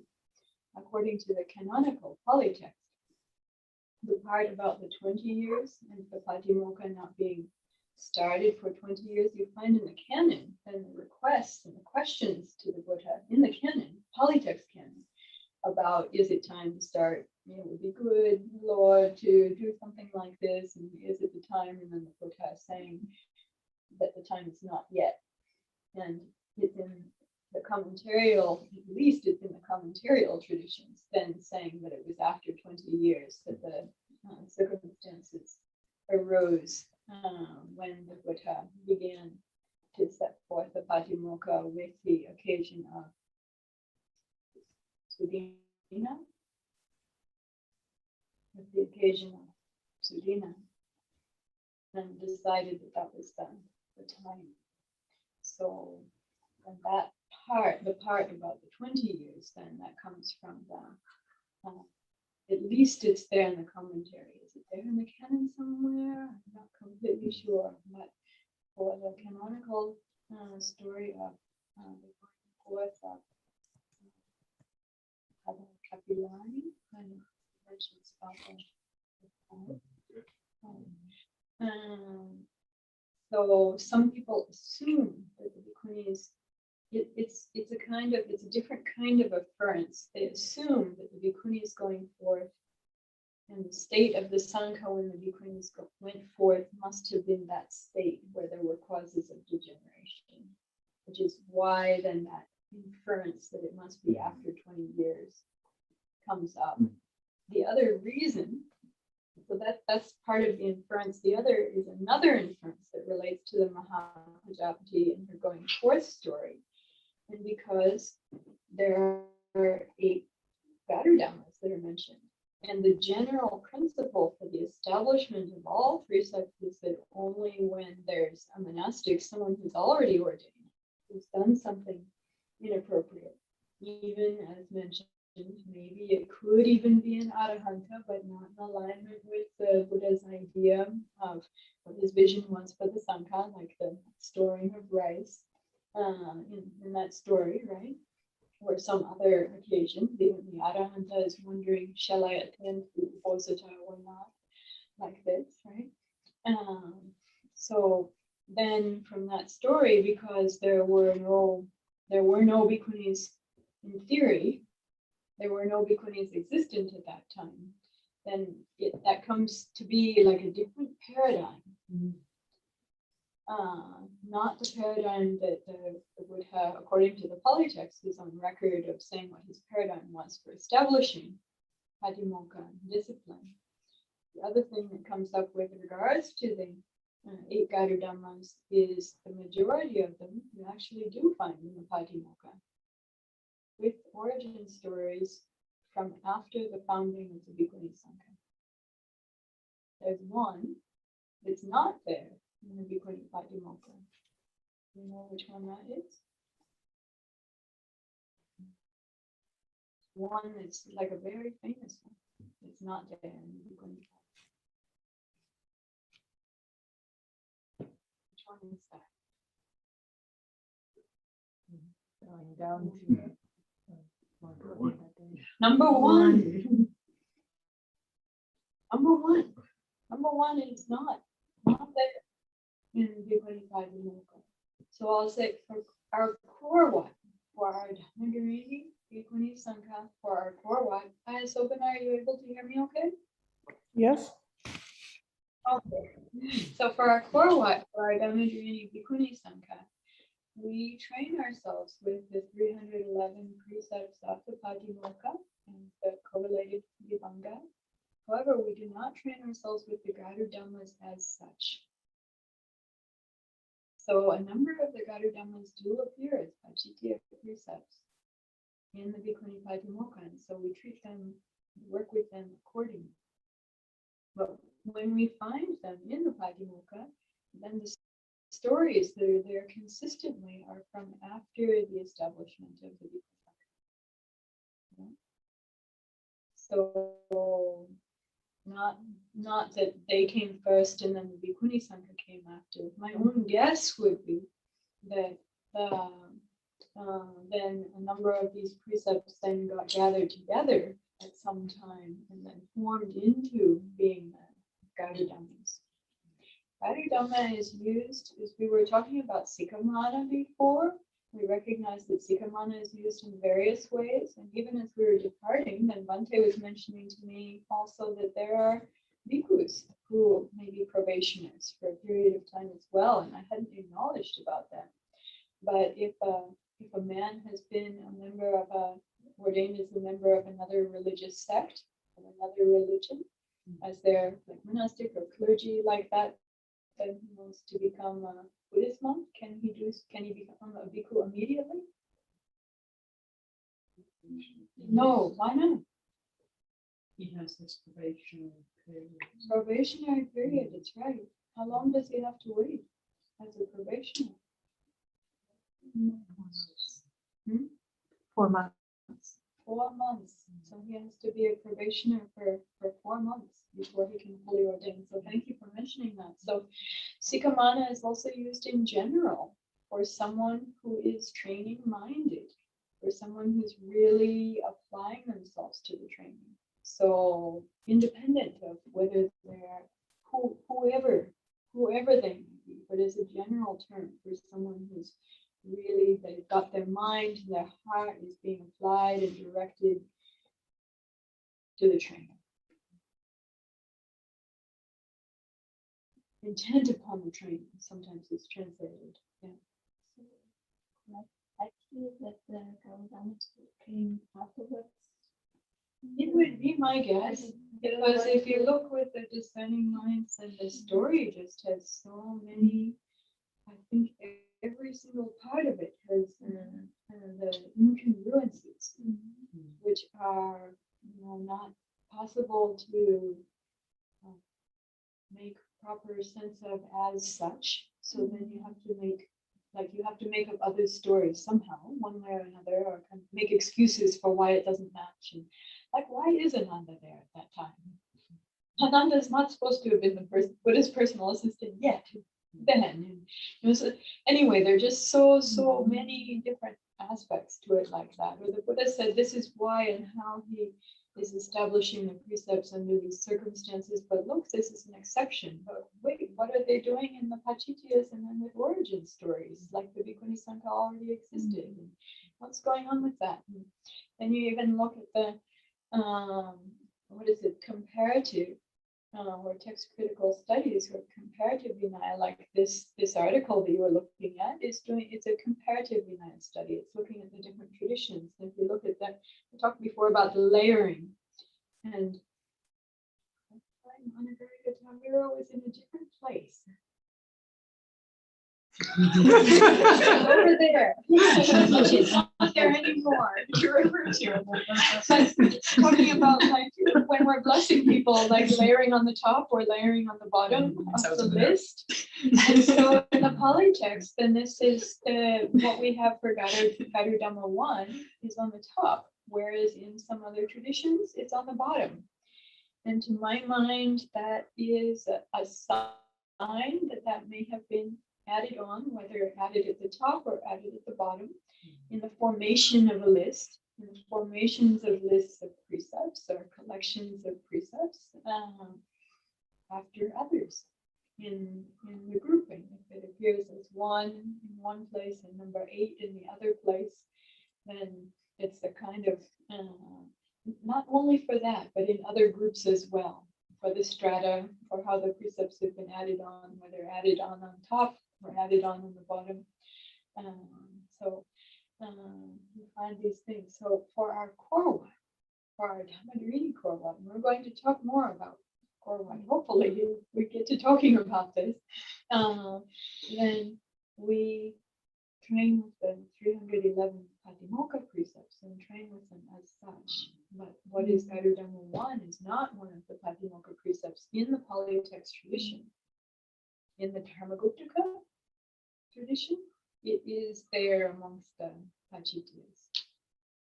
The Dharmaguptaka tradition, I think, has done, it really seems to me for the Bhikkhu and Bhikkhuni texts, equally, done a lot of reconciliation work.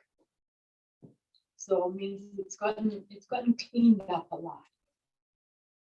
And for the Pali text tradition, for the Bhikkhu, texts related to the bhikkhus particularly, it seems to me also like they've been through pretty good cleaning up and reconciliation process. We don't find that in the Pali text to the same degree with regards to the bhikkhunis. And then, as I mentioned last time, there are different ways that we can feel about that. One, we might feel like uncomfortable because that seems messy and not precise. Or in another way, if one is interested to like glean some understanding of how things might have developed over time and get a glimpse of that, then the texts as they are can be super valuable. The Dharmaguptaka, it's only a few little places where you can get that because it's been so well cleaned up. Is there a sense that like the situation for women was actually a bit better earlier and then was kind of getting less and less, like they had fewer rights and things then? Assuming the cleaning up happened later, yes, we tend to find that the cleaned up ones are more stricter and less recognizing women's agency. It seems like that to me. Not always like that, but I mean, I think in general, it seems like there was that pattern. That pattern can be recognized. Please speak of the influence. What is Gadu Dhamma number 1? Oh, does anyone know?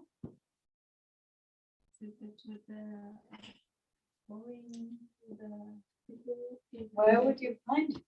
We want to, last time while you were away, then we did quite a lot of like practicum with regards to our textual resources, even though we couldn't get online, so we had to resort to using the books, almost exclusively using the books. But that was wonderful. So where do you find the Gadu Dhammas? These Gadu Dhammas? Can anyone find them in their text? I'm thinking they might, I don't know, would they be in that large volume or not? Where do you find them? In the Kandakas. Yes. Yeah, because the story of Mahapajapati Gotami, I'm going to look at all of that. In the Kandakas? Yes. Where in the Kandakas?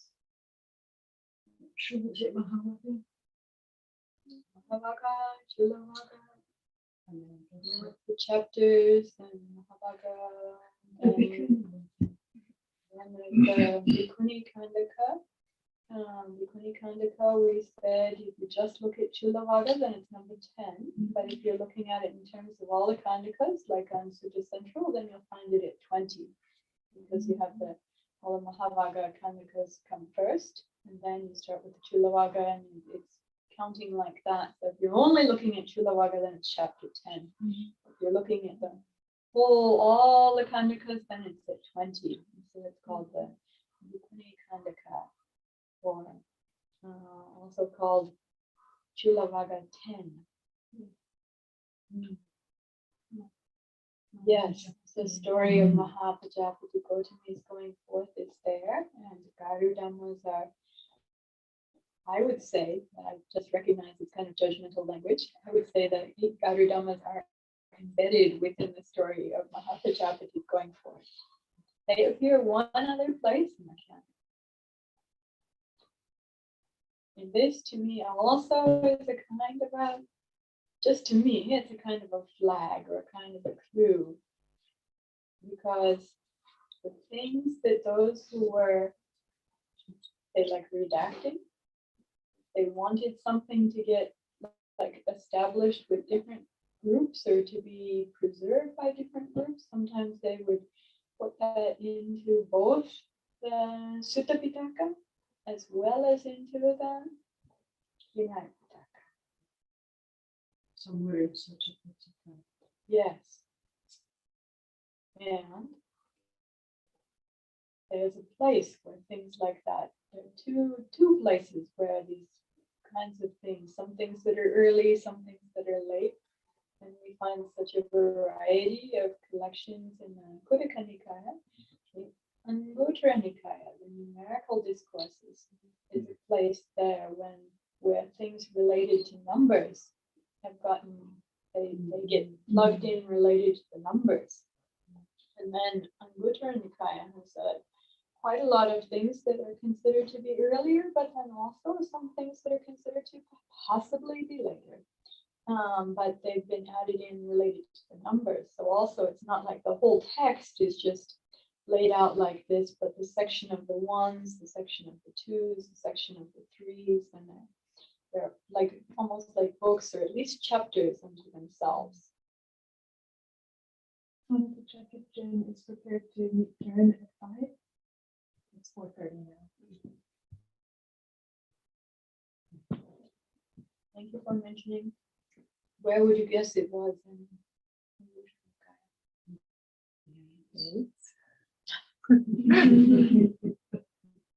Now you're understanding really how to find things in the canon and how to work with them.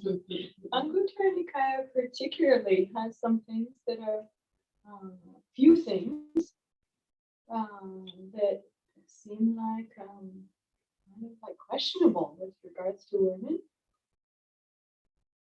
Like the Cambodia Sutta. Or, I mean, if you wanted to make a list of the things that could be highlighted as questionable, then it's like, then there's the Cambodia Sutta has no parallels as far as I know in any of the other canons. And almost seems like it was something taken out of a canonical text where they were discussing these things with regards to Cambodia particularly. Then there's about black snakes. Ante Sujato is focused on a number of these things that we then find there.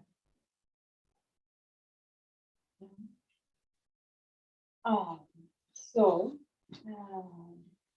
now you know where to find the Gairu Dhammas in amongst the Vinaya texts. Thank you. You know where to find amongst the Vinaya texts, and you know where to find also Sutta Pitaka. Quick quiz. Those who often answer, not to answer this one this time. Okay. So then, in the basket of discipline, where are you going to find the story of Mahapajapati in the Yukard?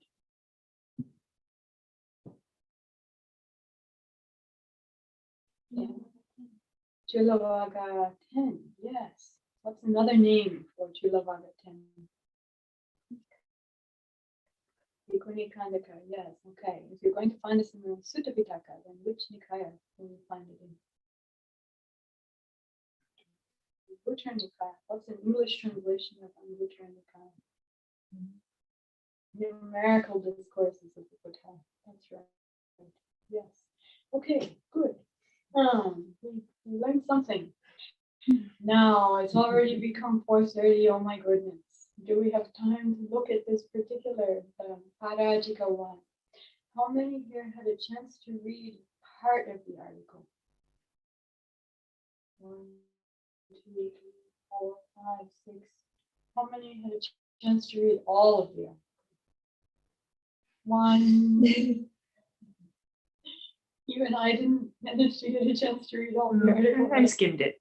I wrote it already a few years ago. We already had a class on it one time before. We did a couple of years ago. Yeah. So we've been talking about things where it's been mentioned once or even twice about where things appear. It appears in the canon, and then it can be interpreted one way or it can be interpreted another way.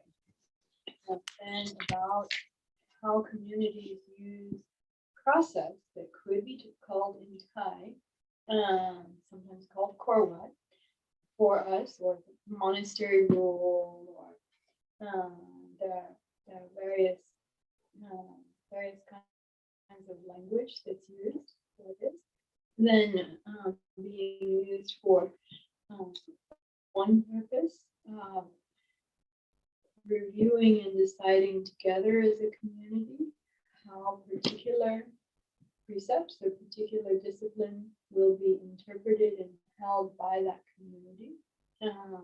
If there are any elements of it that aren't necessarily clear or could be seen or understood in various ways. And what about the gelatin? Gummy bears. Can gummy bears be had in the afternoon or not? And if they have sugar in them, then they have to be offered then every 7 days. But what if they're sugar-free gummy bears? Are they a lifetime allowable? And right? Then the community can review and they can make their decision about that together. And this is actually using a process similar to how we think Vinaya itself was formed. It's a kind of something comes up for a question, and there's a review process. But rather than the Buddha just making a ruling, it's the bhikkhus or the bhikkhunis of that community that get to decide and make that ruling themselves, and then remember and then hold that together.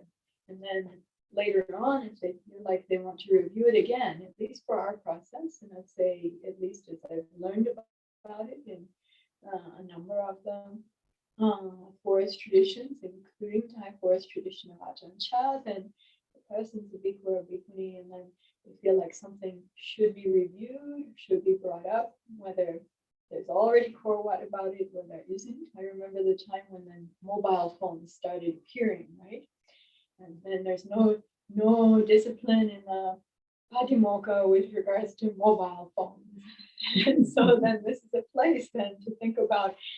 Some people felt it's an issue, others don't feel it's an issue, but those feeling it's an issue then in some places have prevailed, so the community has met and then made their korwat with regards to the use of the mobile phones. When, where, how can be used, can a monastic have their own mobile or not, these kinds of things. So then these are two different circumstances in a way. One is something that hasn't been mentioned at all in the Patimokkha or in the Kandakas, mobile phones just not there, but taking principles, the principles that we've learned to apply. On the other hand, gummy bears, then sugar has been mentioned, and afternoon allowables have been mentioned, and different other ingredients have been mentioned. So you can say there are specific things there, and then something more close to something that is specifically mentioned, but to try to discern a slightly unique circumstance about it. What is it, right? What about sugar-free and all that? these two different kinds of circumstances here for Parajika 1, then we're in a situation where it's something that is present. Is it present in the Patimokkha? Parajika 1. Yes. Present in the Patimokkha. And question, the Patimokkha canonical?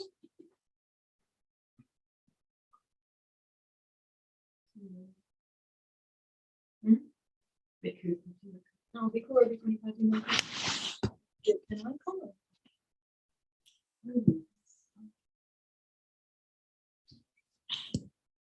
It's an extract. It's an extract. This is what we've learned, is that it's an extract from the Vibhangas, and this is the place where you get the synthesis, right? Because when we look at the Bhikkhuni Vibhanga, does it contain Parajika 1? Because it's a shared precept. According to the Bhikkhuni Vibhanga, it says the first 4 are shared precepts. The first 4 Parajikas are shared precepts. There's no origin story there related to Bhikkhunis for Parajika 1. You want to check and see? Yes, I was checking earlier. It starts with Parajika 5 in the Bhikkhuni Vibhanga. Starts with, yeah, but in fact, we'd call that Parajika 5 because we're using the numbering from the Patimokkha. Right, but they call it 1. But they call it 1 because for the Bhikkhuni Vibhanga, that's precept number 1. The first 4, the bhikkhus have 4 parajikas, and for the first 4, then those are all inherited from the bhikkhus. So They're listed then as the here are the Bhikkhuni Parajikas, yes. and you see there are 0 translations of the first 4 on Sutta Central, What? 0 editions of the root text, Oh, until you get down here, number 5. that's kind of a strange way to show it. So then if you go back and you go to the Bhikkhu ones, Yes. then you see, oh, this one does have those translations. Can you make that big? Yes. Right. That's And it kind of does an have the root interesting way text. to show it. Mhm. 0 editions of the root text. Yes, there is. It should just link over to the Bhikkhu. Right. That's an odd decision. Anyway, I was looking it up earlier and it's like, where are they? Why are there no Bhikkhuni Parajikas here? Interesting. Thank you for sharing that. Yeah. So, right. So according to the Vibhanga, according to the Bhikkhuni Vibhanga, then that's just a shared precept with the Bhikkhu Sangha. And the principle is when a precept is shared with the Bhikkhu Sangha, then it's just the same, with gender references reversed.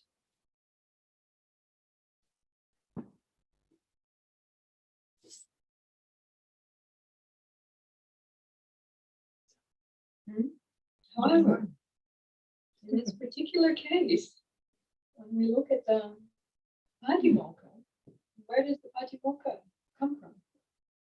Where do we find the Patimokkha? If it's not, we say it's an extract, but where did, if is the very first there just the same as for the Bhikkhu Sangha, but with gender references reversed as per the principle?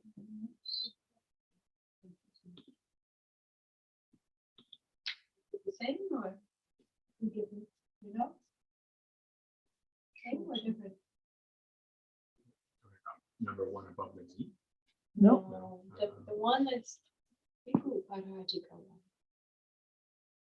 which is also according to the Patimokkha, and that's the way that it's listed out in the first 4 precepts are like inherited from the Bhikkhu Sangha. It's not there in the Bhikkhuni Vibhanga. There's no story about it being founded with any Bhikkhunis, the Bhikkhuni Sangha. The story is related to them.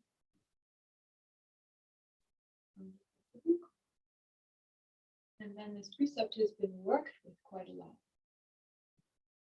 It's not just one situation, one form of the precepts, as we find many times. But in the Vibhanga, when you read the Vibhanga, which is canonical, there are the occasions where you find just one thing happened, and then the precept is formed, and that's it. But there are also the occasions where one thing happened and the precept was formed, and then something else happened, and then the precept was updated, and then something else was happened, and the precept was updated. And in the case, what would you guess with regards to the first Parajika? There's a lot of looking for loopholes. Only something that just happened on one occasion, and then they were completely done with it. No, not like that. Unpleasant things. Not like that. So yes, thank you for putting this up. So if we look at the Pali text Bhikkhu Parajika 1, and we have the Pali there. Yo Pana Bhikkhu, Bhikkhu now. Carry on. I actually have quite a hard time reading that text there. It's not. Sikha Sahajiva Sama. Sikha Sahajiva. I'm trying to make it bigger, sorry. Sikam Apachakaya Dubalyam. Anarikatva Metunam Patiseveya Antamaso Kirachana Katayapi Parachiko Boti Asamaso. So then Bhikkhuni Parajika 1, as we find it in the Patimokkha, Yapana Bhikkhuni Chandaso Metunam Dhammam Patiseveya Antamaso. We should ask Sobhana to read this because she is a Patimokkha trained in Pali text Patimokkha recitation. Would you like to read this one? Ya Panabhikkhuni Chandaso Metunam Dhammam Patiseveya Antamaso Tiracha Nikata Nete Napi Parajika Hoti Asangvasa. So some differences are there. We can see this article, I really lay out my own process in studying this, and we notice that the Bhikkhu Parajika 1 is longer, nearly twice as long, and that it contains some phrases that the Bhikkhuni's form doesn't contain. And then also we notice that the Bhikkhuni's form also has one word, Chandaso. It's not highlighting, this is just not working the way I want it to. It's not doing that easily, is what you were trying to do. I'm trying to highlight things for you.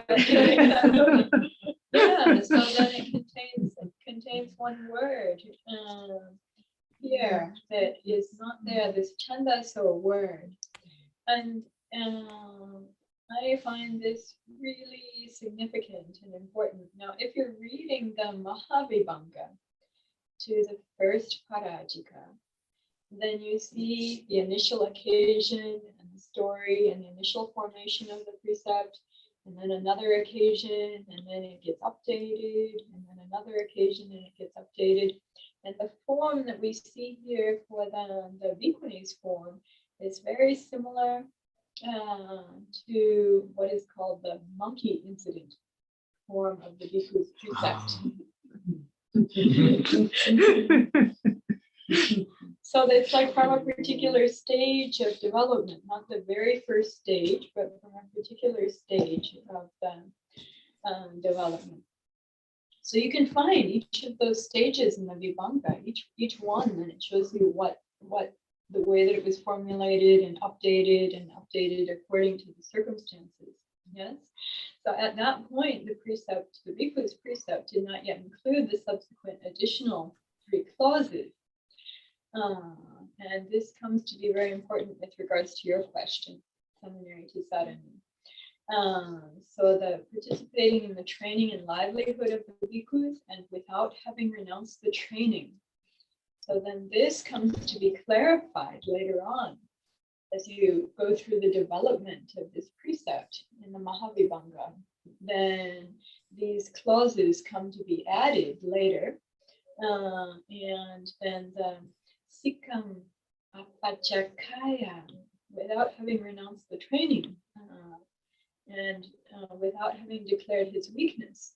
So Bhante was mentioning it's quite easy for a bhikkhu, if a bhikkhu wishes to disrobe, and the method here is given in brief, and that is with the renunciation or renouncing of the training, and then the declaring of their inability. It says here weakness, but declaring it means that of their inability to keep that precept or the precepts.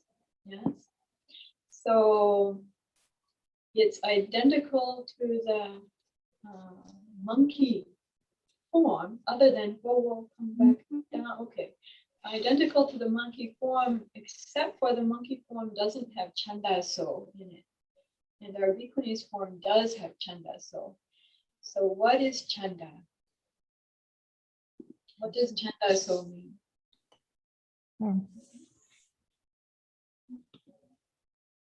Chanda is consent. Could be one. It can mean consent, it's true. And the way when we use it to mean consent, then it means also that that's what you will, or that's what you wish for, or that's what you're agreeing to, or that's what you desire. So chanda has, I mean, we're often finding it in the suttas then being used even for zeal, or for having motivation for something, or, you know, having, what is it, like to apply yourself to something energetically, it's like with chanda. And then in other cases, even we were looking at earlier on, we were looking about at the precept that was being called like leftover giving of consent, right? Understanding what that was. And then this is also about the chanda, yes? And the chanda that had become, let's say it's like spoiled because it's too late, leftover, this kind of thing, yes? So then with regards to giving consent or giving permission for something, then if it's for Sangha acts, Sangha Karma, then there's a particular time for that, that's a sitting. Yeah? And then if it's not in that sitting, then that comes to be, then if the issue was not taken care of at that time, but there was chanda from someone for it, that would need to be re-ascertained for the next gathering or for the next sitting with regards to the Bhikkhuni Sangha for its Sangha Karmas, with regards to the Bhikkhu Sangha for its Sangha Karmas. Do Bhikkhus and Bhikkhunis ever have Sangha Karmas together? Can a Bhikkhuni be part of the quorum for a Bhikkhu Sangha Karma? Or can a Bhikkhu fill the quorum for a Bhikkhuni Sangha Karma? Actually cannot. Huh? Question? Agreeing with no. Anyone think differently? But what if they transgender? Actually, they can. If they did, they can. But then They are this person. But then Right. they have become a bhikkhu. They would have become a bhikkhu. That's right. So we talked about this before. If they were to transgender, they had been ordained as a bhikkhuni, and then they were to transgender, they would already become a bhikkhu. They don't have to ordain again. and they're already then a member of the Bhikkhu Sangha, and they're empowered then to be doing everything fully and completely with the Bhikkhu Sangha, and vice versa. So I, Uh-huh. this chandaso in the case of Parajikaman would Yes. clearly mean if the bhikkhuni was not conscious, if she was unconscious during intercourse, then she would not be able to have given consent. And if she were conscious, then it would depend on mindfulness to clearly know that she's not given consent, as in the example of a rape. Yes, thank you for mentioning that. So if she were dead, now we see in the details to Parajika 1, even the case of according to the text, even the bhikkhu is trying to have sex with the dead body, or even body parts of the dead body. And then even that is, under certain circumstances, even that is parajika. But as Ayasobana is mentioning here, then think the dead person is not able to give consent, the person is unconscious, not able to give consent. So this is something that I know has come up a lot recently with regards to the Me Too movement, and trying to understand what consent means. And I've even seen like the videos that are trying to give people an idea of very simply like what is consent and what is not consent, because it's so hard for people. Some people feel it's very easy to understand, and other people feel like it's really hard to understand what is consent, particularly on the part of the woman, whether consent is there or not, and whether consent is obtained. Like if someone has been drugged, Sobana didn't mention that, but supposing they're not completely passed out, they're not completely unconscious, but they're extremely drunk, is it possible for them to really properly give consent or not? These are the issues that have come up so much. And then what about coercive force? Or what about blackmail? Or what about so many kinds of circumstances? Like, there's another word for it. Like if the person thinks they're going to be made to lose their job. What if they're a child? So there's a good question also, because we have established in the United States, although I think it's state by state, then what the age of consent is. So legally, then a person must be over a particular age to be able to give consent. And if they're younger, then not. But this is a part that I know so many people have had issues about this also, even in the interreligious dialogue, then with regards to some of the Catholic priests, and then they're mentioning so sincerely that they really felt that that young boy is like really loves them and really wants to be with them sexually, and really felt like they're consenting, there's no violence involved and all this. But according to the law, at the young age, they're not able to give the consent. And then there's the question of coercion. And so this is something in our current context, I'd say in the United States, also if a person is wearing robes,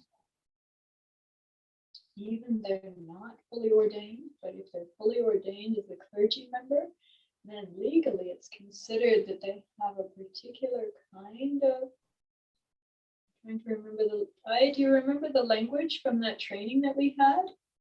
It's like there's an assumed level of some kind of power, coercive power because of being a member of the clergy. Right. Do you remember what language was used for that when we had that training? I thought that training was in English, It was. I'm asking what English was. Yeah. I'm sorry.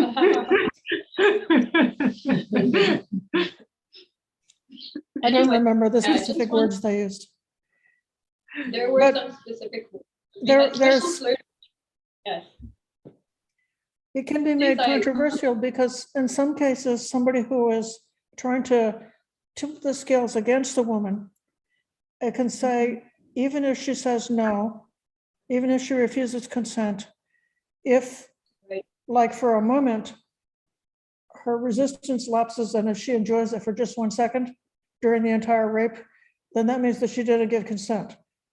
And so they Right. parse the, the inner mental state of a bhikkhuni and demand, or of a woman, and demand that she, have like this, sort of like this absolute resistance throughout a rape or a sexual forced act like that. Whereas all of the other examples that you're giving are ones where, for many reasons, there are many kinds of coercion.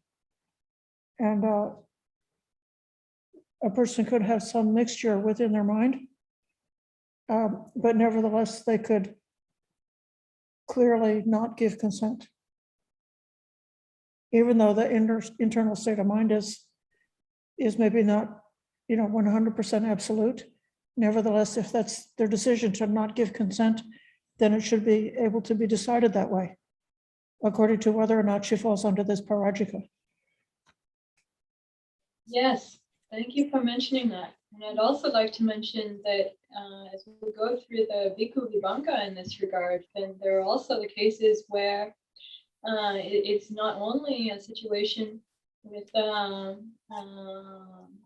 bhikkhuni, but for the Bhikkhu Vibhanka, then it's mostly talking about or entirely talking about the situations with the bhikkhus, and even the bhikkhus, like not being consenting, it says not being consenting, having fallen asleep, and then some woman has come and taken advantage of him while he's fallen asleep, and he didn't make any effort, and it was not he wasn't consenting, he was asleep during that time. And so there's this paradigm that comes up then with regards to the bhikkhus, even about what Ayasobana was just talking about. So it gives 3 periods of time: in the beginning, in the middle, and in the end.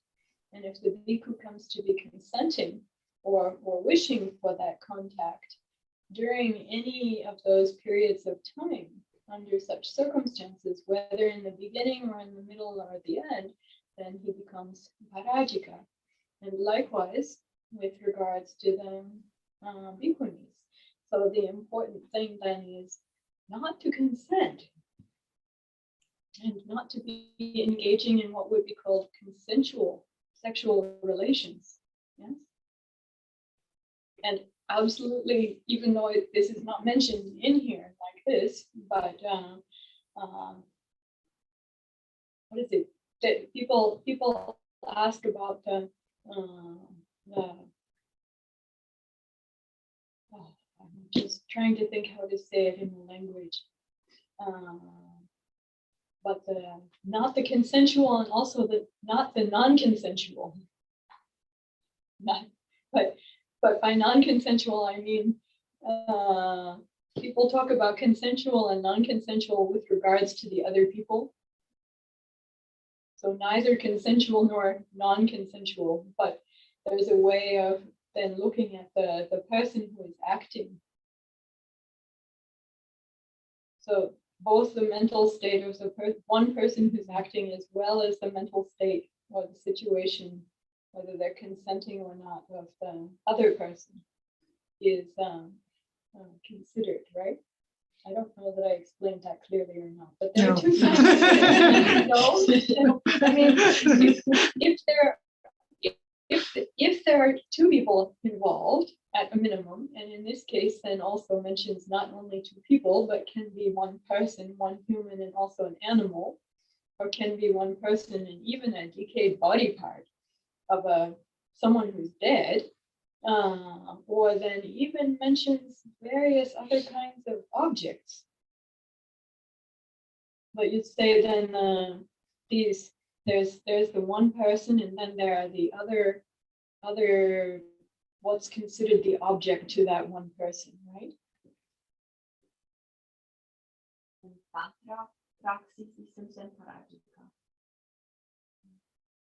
Well, I don't know so much about Tantra practice, but from what I've heard from particularly from the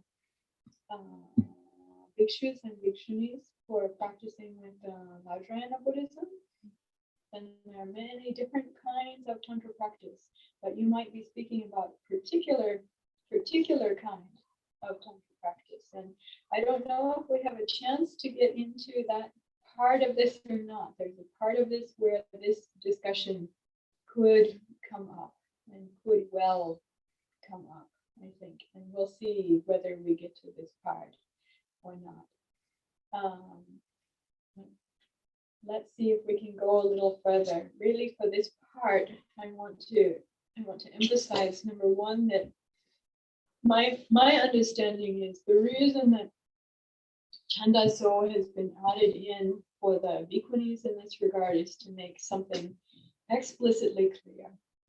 That is, that if it's a situation that could be considered doubtful in various kinds of ways, if she is not consenting, and according to the structure of the Vinaya, she gets to determine whether she is consenting or not, then if she is not consenting, then that is a key factor.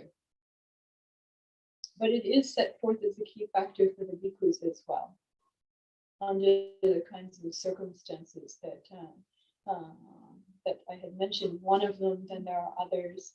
It's like the sleeping in the shared lodging, and then the person who is sharing the lodging together, the bhikkhu who is sharing the lodging together, then grabs the other bhikkhu in the night, and they're like not consenting to that behavior. And also bandits. Like Or bandits. Bandits making like a bhikkhu and a bhikkhuni engage, and, you know. There's so all many kinds of stories. stuff Oh like my that. goodness. Yeah, this was actually one of my big hurdles in studying Vinaya, is being able to check the Polytext Society Vibhanga out of the library, out of the university library, and start to read from the beginning. And then this is what I have to look at and read first. And there's so many situations and so many permutations. Oh my goodness, I thought this was supposed to be about celibacy, to get away from all this. And then, oh, this stuff is there, yikes. So I have to be quite persevering. And for myself, I know initially trying to study this, it's not that I'm completely comfortable with the material now, but at that time, much more uncomfortable with the material, I'll just say. So let's see if we can go on. Then there are words here that are then bolded in the Pali. This is from Bhikkhu Parajika 1. It's the Pali text. And then they're bolded in the English also. And then these are parts then that get added in later. That's participating in the training and livelihood of the bhikkhus without having renounced the training, without having declared his weakness. So this is a 3-part phrase that is then explicitly making it clear that a bhikkhu can disrobe through renouncing the training and declaring his weakness. And then we notice in the formation, if we look just at the Vibhanga, because there's nothing there in this section, then all 4 of the first Parajikas, and it would imply that this should just be gender reversed for the bhikkhunis. However, we look at the text here, and then we see this form, which is different, which seems to be like an earlier form, perhaps like the monkey incident form, except for the chandaso, which is here translated as willingly. And what's the translation there? Willingly engaged. Yes. So with willingly added in. Now my own understanding is that's there as a special point of clarification and protection for the bhikkhunis. Within the Vibhanga to this particular precept, and we find the story of the rape of Upalavana. Now, I've written an article about Upalavana entirely focused on the evolution of her story.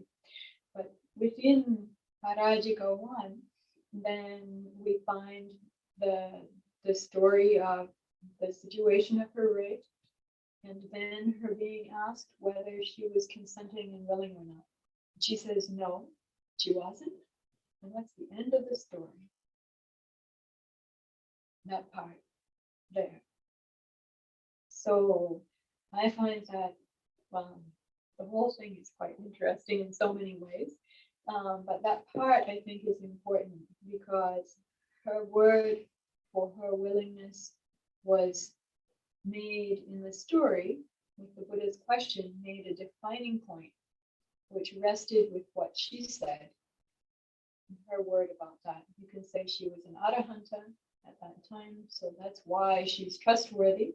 I've heard people say this, but the text doesn't say she's trustworthy. Other women are not trustworthy, but she's trustworthy because she's an arahant. It doesn't say that. Rather, the way that this gets structured is very much relating to the integrity of that bhikkhuni and her own sense, her own understanding of whether she is acting willingly or with desire or intentionally herself or not. And that comes back to her, not someone else's. There's the Vinaya to give us guidance for us to learn about what that means and what factors may be considered and all of that. But it comes back to her sense and understanding about this. Please. I just had a real quick question about the Pali. This Pali, is this from the Patimokkha extract or is this in the Vibhanga as well? It's not in the Vibhanga. Okay, This I is just from the wanted to be clear. Patimokkha extract. Yeah, Okay. thank you. That's exactly. I want that point to be clear here. So let's, can you shrink it just a little bit? So neither the polytext Bhikkhu Vibhanga nor the Bhikkhuni Vibhanga give an origin story, word analysis, or explication to this difference. Oh. The difference that seems to be unknown to and is uncommented upon by the polytext Vibhangas. We must look to non-polytext or to the polytext sub-commentaries to find explication for this. So, wow, that's interesting. So then I go on with exploring then what is there in this regard in the non-polytext. So then this is entering into what's called comparative Vinaya study. So Parajika 1 is shared as the first Parajika by both bhikkhus and bhikkhunis in all of the non-traditions, renditions of the bhikkhu and bhikkhuni Patimokkha's and Vibhangas. So that's important because for the various Vinaya traditions, they don't all just line up in terms of numbers, but they are aligned in terms of numbers here.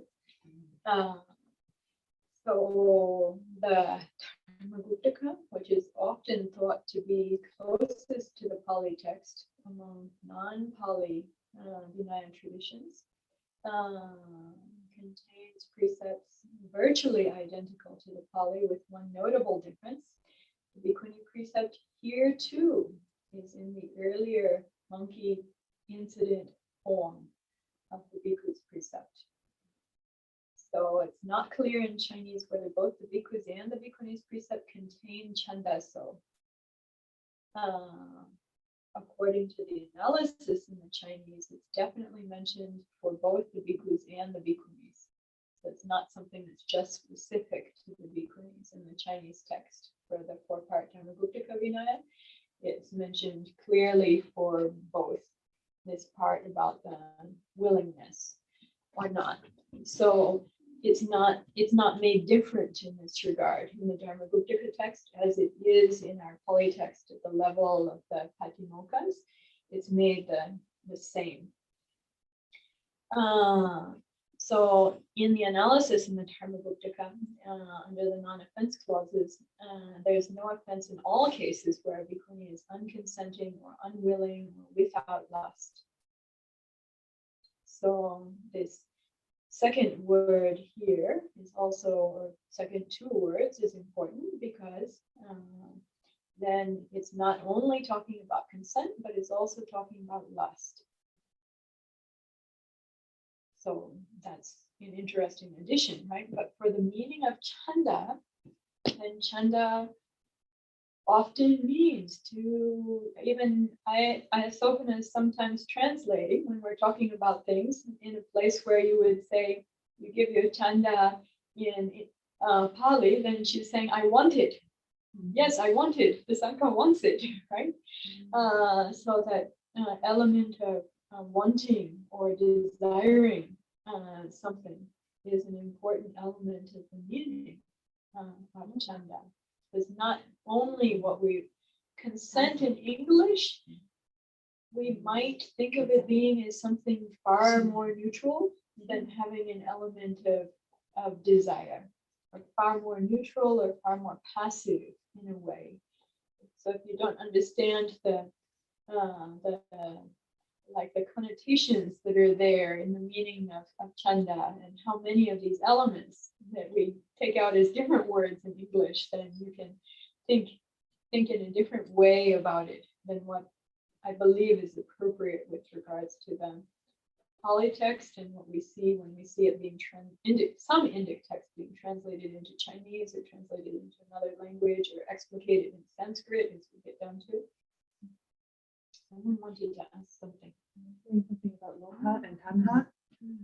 Lobha and tanha, yes. So let's go on a little bit further.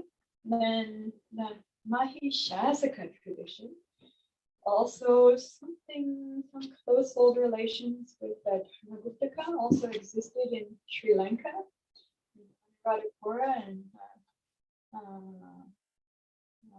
the time that the Bhikkhunis came from Sri Lanka to China, famous time, according to the Chinese text, what they were saying about the story of Mahapajapati and the early ordinations actually matches up with the Mahishasaka. And then the Chinese pilgrim who was there actually brought back the Mahishasaka Vinaya to China from Sri Lanka at that time. Anyway, just saying, they were coexisting with one another, and there are similar things. There are many similar things. It's an old Vinaya tradition. So close kin to the Dharmaguptaka. However, this part is different in the Mahishasaka Vinaya text, showing no difference between the Bhikkhu and Bhikkhuni forms of the precept. Both are identical to the Pali text Bhikkhu's Parajika 1.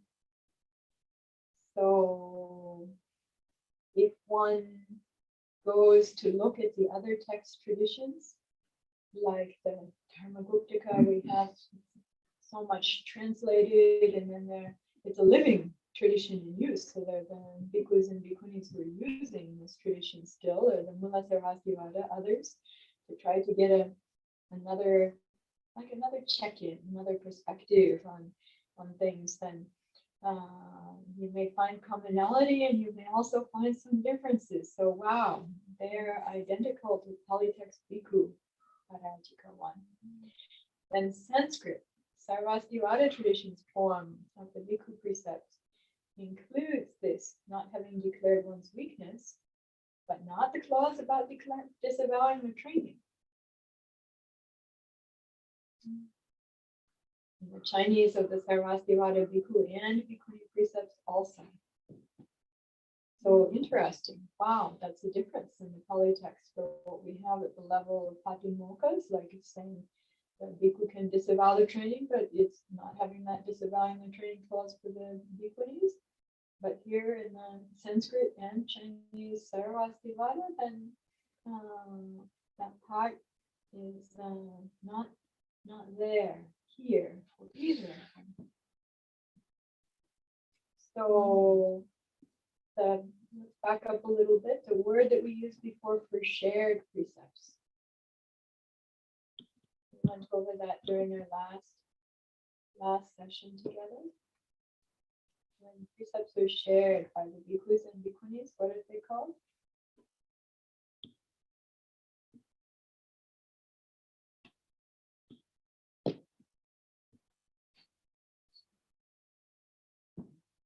Sadharana.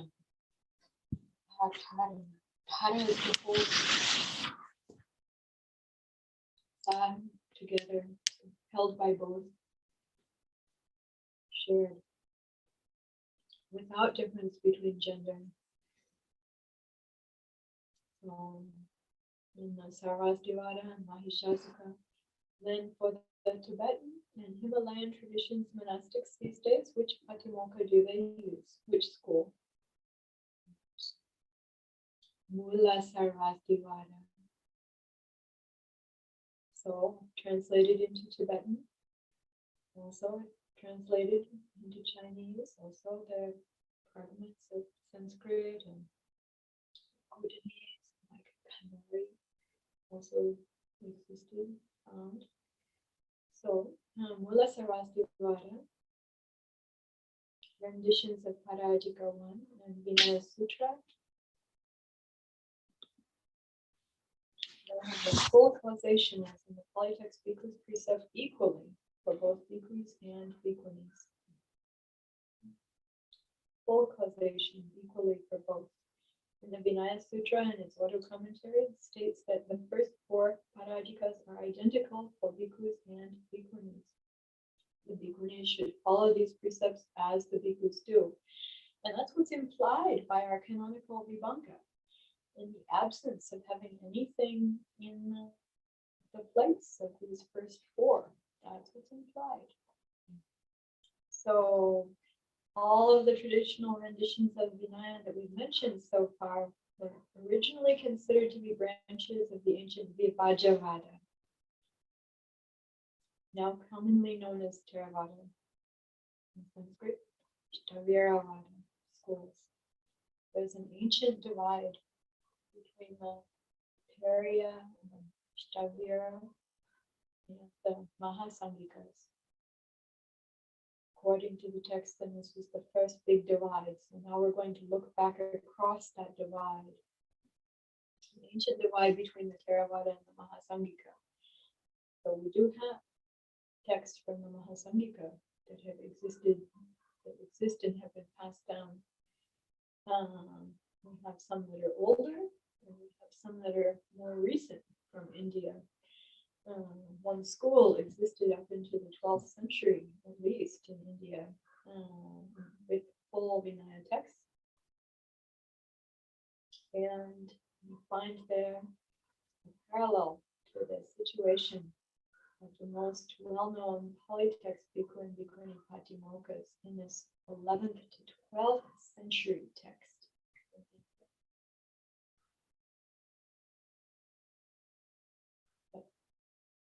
There are older Mahasamgika texts as well. This is the kind of cool thing with all the translations and things that have been passed down. And you can see, oh, this was recorded at this time. And then something else from an earlier version of that school was translated into Chinese, 500 years earlier or more. And then see 500 years earlier than that, what were they saying? So if we go down here, then with regards to the 11th to 12th century Indic form passed down there, there's some difference in language. There's one word added, gama or gramya, relating to the village or what's gross or crude or common. Let's go down further.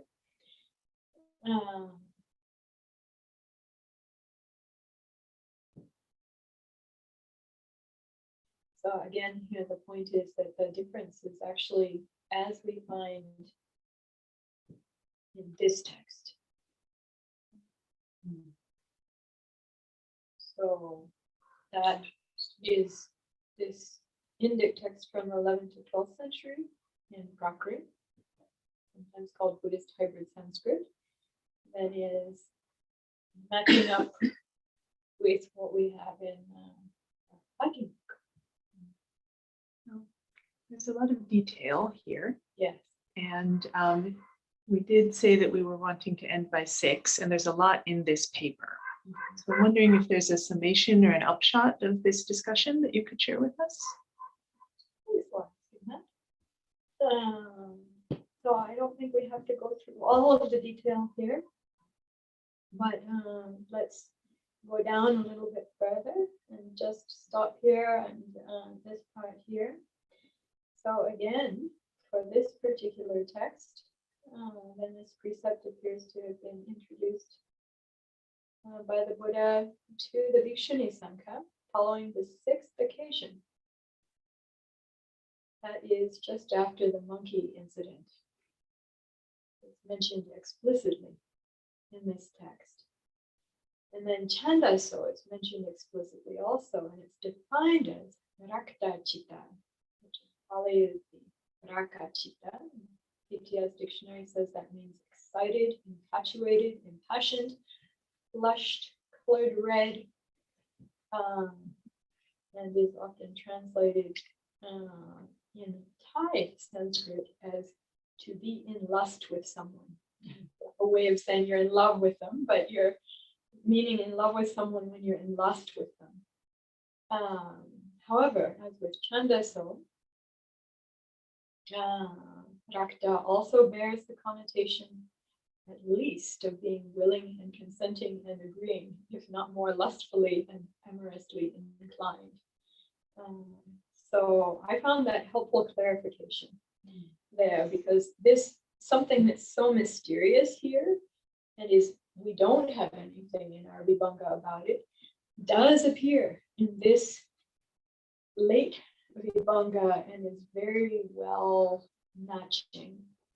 And to my mind, that's significant. So this particular sub-school of the Mahasamghika is a branch of the earlier Mahasamghika, in which there was a divide from the Theravada long, long ago. We go down a little bit further. Then we find what was going on earlier with the Mahasamghika that was translated much earlier, centuries earlier into Chinese, is different. The earlier form is virtually identical with the Bhikkhu Sangha, complete in all clauses. Without having renounced your precepts and confessed your weakness in observing them, as is fully explained above in the Bhikshu Vinaya says. And it goes on to mention, if the Bhikshuni does not abandon the precepts, does not announce her weakness in observing them, but puts on clothes like that of a laywoman and commits an offense, she is to pay penalty in accordance with her offense. It doesn't say she's parajika, but means that if she, like a bhikkhu, just as a bhikkhu, if he were to change his clothes and go do various things without having renounced the training, just putting on a layman's clothes is not enough. If he hasn't actually, we say disrobed in English, but if he hasn't formally renounced the training, then whatever he does is still falls under the patimokkha, and the same for the bhikkhuni or bhikshuni here in this text. So I find this myself, I find this really telling, like something that gives insight in terms of how this might have developed over time. Yes, please. I wanted to say, so according to this, there is the possibility for a bhikkhuni to lay there to According to this, yes. And something interesting about this, when we look at these things, we think the Pali text is very old, and certainly I think parts of it are, but then also according to the scholars, some parts look older, some parts look newer, both for the Sutta and also for the Vinaya. And we think, what we have for Pali text was recited in the first council and then has been passed down perfectly from then. Or we think it was recited in Alu Vihara in Sri Lanka and then has been passed down since then. We imagine that at the Alu Vihara, those texts are all there, but they're not there. None of them exist anymore. None of them exist from that time. So some of the things that we're looking at here are things that actually can be dated to particular times, which is an interesting thing about them. Something was translated in the 4th century, then from an Indic text to a Chinese text. And then also you find buried in some kind of ruin, some part also from bits, fragments from India from a particular period, and or an entire text that stated that this one, the Indian text, but it was found dated in a library in Tibet, buried away in a library, and then was brought out and opened up and transcribed and studied and all that. But helpful to get an idea of how things have developed over time. For those who are interested in these things, someone might just want to know, like, what is the final, what is the definitive? But to understand, why does our Vibhanga say one thing, apply one thing, and Pratimokkha says something else? That's what we're trying to drill into here. Let's see if we can go a little bit further. So we already went over this summary here, what we're finding in the earlier Mahasamgika text. And it also has definitions that are very common to the Pali text, the 3 types of orifices: oral, vaginal, anal. Pleasure in the 3 times, as Ayasobana was mentioning. This is familiar from the Pali text as well. When we read the Mahavibhanga to Parajika 1, we find all of these things there. Then I have a mention to Master Hua and the Samhika Vinaya, because the Dharma Realm Buddhist Association's great monastery for the world is just north of us here in California. And we have a whole section of Master Hua's commentary on the Dharma-guptaka and several other Chinese Vinaya traditions. That's why it's mentioned here. So coming back to that, Dharma Realm Buddhist Association, Dharma-guptaka Bhikshuni Vinaya. The emotional state translates as sadhyati, generally defined, at least in Pali, as consenting. So there is agreement about this part, at least. Let's go down further.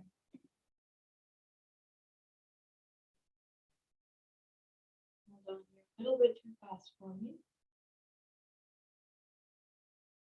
So what we're finding here in some is some of the traditions have this precept shared for the bhikkhunis just as for the bhikkhus, and some of those are old. And some of the traditions do not have them shared, and some of those, the texts themselves at least, are younger. At least we can say there was variety in this regard amongst Buddhist traditions. And we could even say, if we take the Sarvastivada and Mula Sarvastivada, which was said to be like originally one school, that wow, those two were different in this regard, with regards to Parajika 1. And if we take also the Mahasamgika and Mahasamgika Lokuttaramada, also they're supposed to be like originally like one school and then one branch off from that school. Wow, these two are also different in this regard. So that's interesting. And wow, if we look at the Pali text, and even what we might consider to be earlier canonical text may have been fixed at an earlier date, but the sub-commentary may have been able to continue to evolve at the sub-commentary level and harmonize with the developments that were happening in other schools also over a longer period of time, even up to the 12th century. Then wow, it looks like there's something very similar happen. It looks possible. So would the summary be, if people are attempting to interpret these very differently for the bhikkhus and the bhikkhunis, then maybe we should be questioning that? Well, that could be. let's go down a little bit further. I'd like to add another part of the summary, which is what are the 2 points of interest that are Yeah. under discussion here? One is about the nature of consent. Yeah. And one is about whether a bhikkhuni can disavow the training. Thank you. Yes. I think I would just want to make that explicitly clear that that's a question Yes. that is under discussion here. Thank you Some very much. question, when you say whether she can disavow the training, does that mean like whether she can at all or whether she can like easily in that circumstance? I think this is a point of controversy whether she can at all. And that's why we're looking at this. So, and also I'll say, just to come back to the point that I've been trying to make about Korwat and the 2 primary functions of Korwat. This is something that for myself, having done study with this, having noticed this and done study, then I presented the study when we had our second Bhikkhuni Sangha camp here, even in this very year, together with our whole great gathering of Bhikkhunis, looking over this and talking about it together. And then our Dhammadharini Bhikkhunis reviewed also about this and made our own Korwat decision about it, which we think is something that bhikkhus and bhikkhunis have a right to do on a communal basis. And if they're in a period of time that they're not staying with a particular community or not like a member of a particular community, but maybe they're going from one community to another, then also we have our own individual responsibility to be mindful of Dhamma and Vinaya teachings and to be actively working to be keeping them and interpreting them appropriately according to our circumstances, which then would relate to our own best discernment if we're not relating that back to the decision of the community that we were just with, the community that we're going to. You know, there can be various bases for that. One's own discernment, thinking about what one's teacher has said, or some other teacher that we think is good, or what the work that's been done in one's own community. Yeah. Just to say then, having done this review ourselves, then we with Dhammadharini, our Dhammadharini Bhikkhunis community, took a decision that became our Korwat. And other Bhikkhunis communities can do likewise. They could choose to follow the decision of the Dhammadharini community, or they could choose to make a different decision. Can you see what the Dhammadharini community decision was? So, Vinay, do you feel like it's time to share that?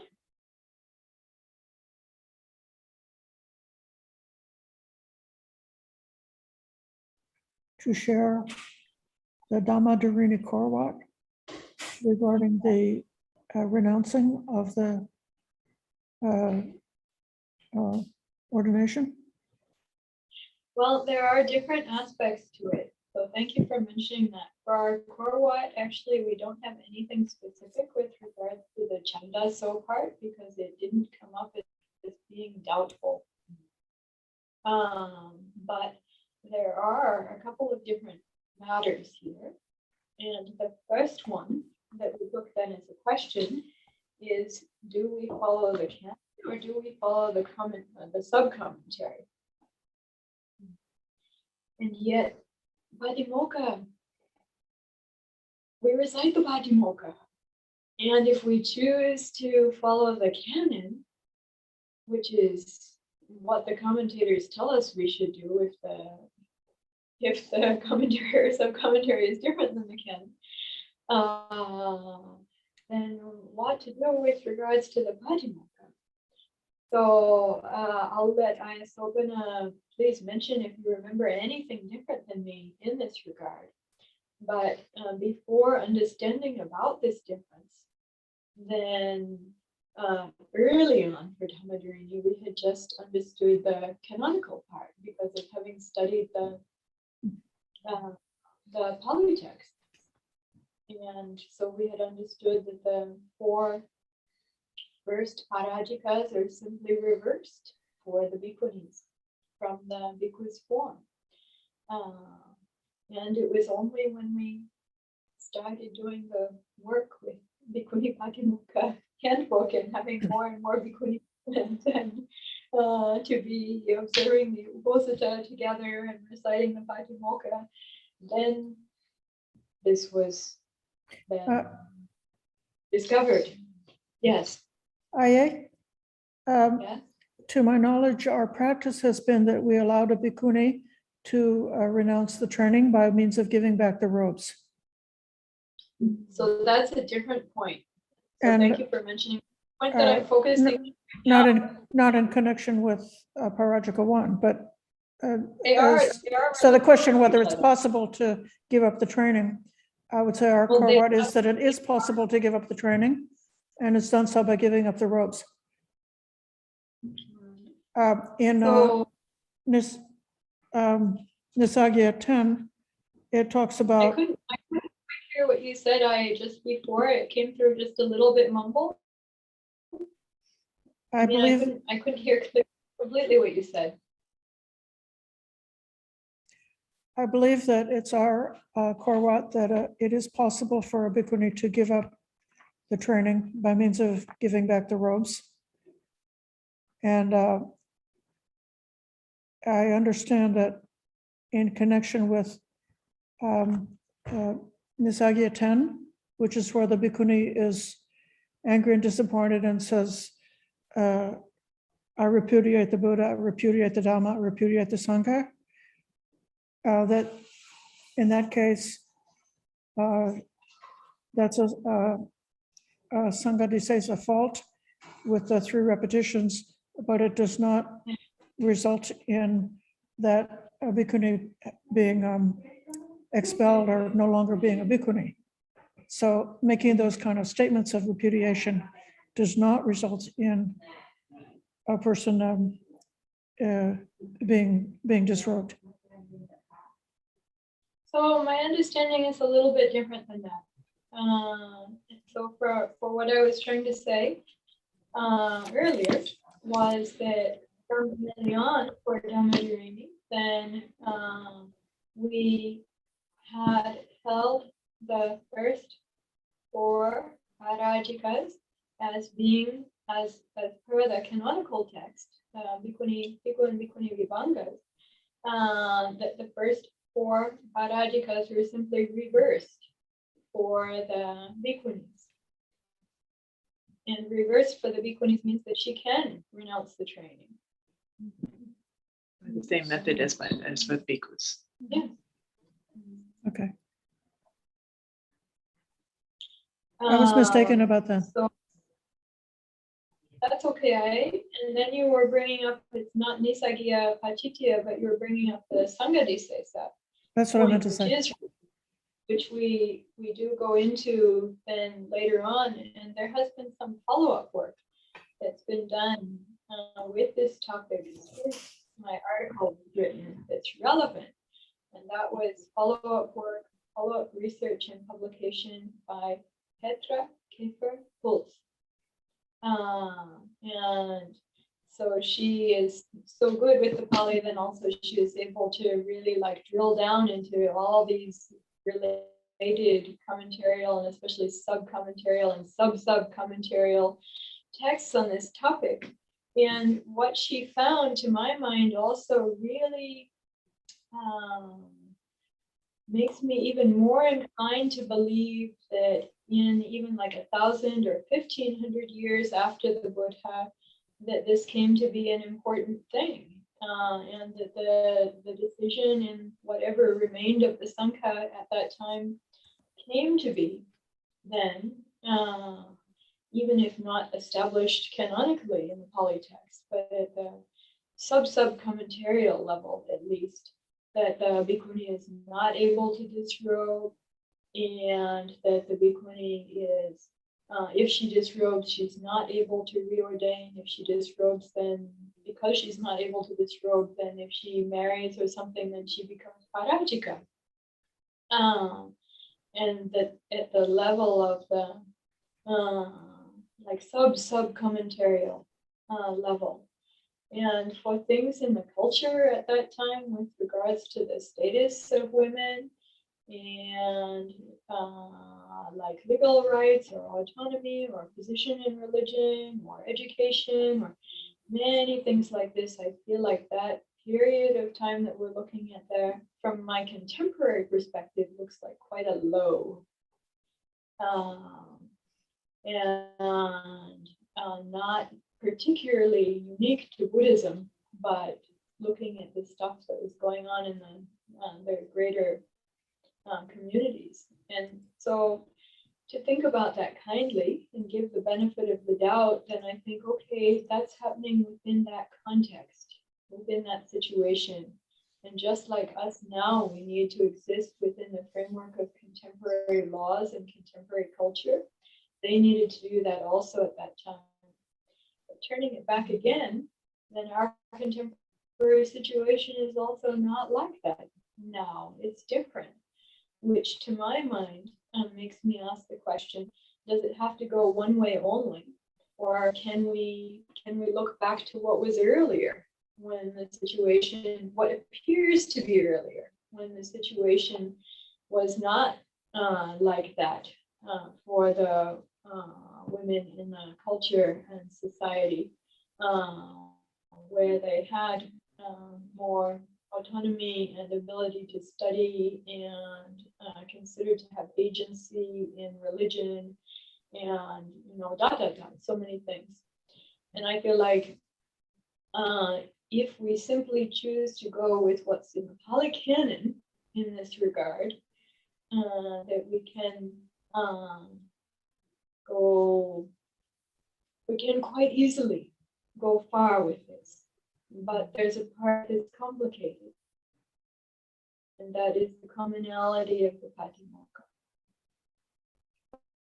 So we have recited the Patimokkha together many times, so many times, as is, as the Patimokkha itself has been passed down in Pali and in English. So it's not to be having a different recitation of the Patimokkha. But for our Korwa, for our Dhammadrini Korwa, then we're holding this precept as reversed.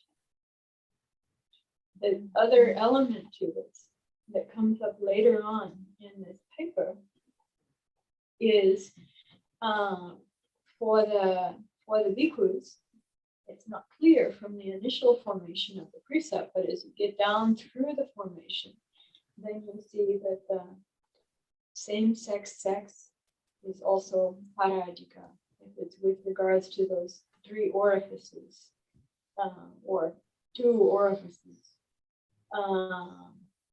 So even various circumstances that I mentioned about inanimate objects and it's not only same-sex sex, but various things like this. Yes. So then under such circumstances, then the bhikkhunis, likewise, this gets just reversed. And this is a place where in discussion with some of the bhikkhunis, then they felt that they wish to keep this form of the precept, because also when you look down into the various related things, then this part also becomes different. And now it's coming to be late. So I feel like, wow, that could be a whole valuable discussion. But I don't know about going into that whole valuable discussion. But it does end up relating to the part about the Tantra. And I'll just see if I could summarize it very, very simply. So in some yogic traditions, the idea developed that for a person to realize liberation, they needed a man's body, and they needed to be able to take that sperm up their spinal column up to the top of their head, and they could do that through their celibacy and their yogic practice, and then they realized liberation. but without a man's body can't do it. So then the idea of the strictness of the male's situation with regards to parajikas, then, and also somebody says that we don't have in our Adimoka with regards to, I can't remember how that precept translates, the emission of semen. Very serious for the bhikkhus. Then this precept is not reversed in the same way for the bhikkhunis. So the idea of the religious efficacy of the female body with these yogic concepts, and then also the detriment of the behaviors with regards to liberation, then this gets built up differently according to what kind of body there is over time. And then even for the Tantra, then there's the whole idea that comes about then how to try to like channel these energies through using the sexual union. But for the male person to be conserving their semen. And anyway, I don't know very well about it, but it gets built up like in this yogic, tantric yogic context.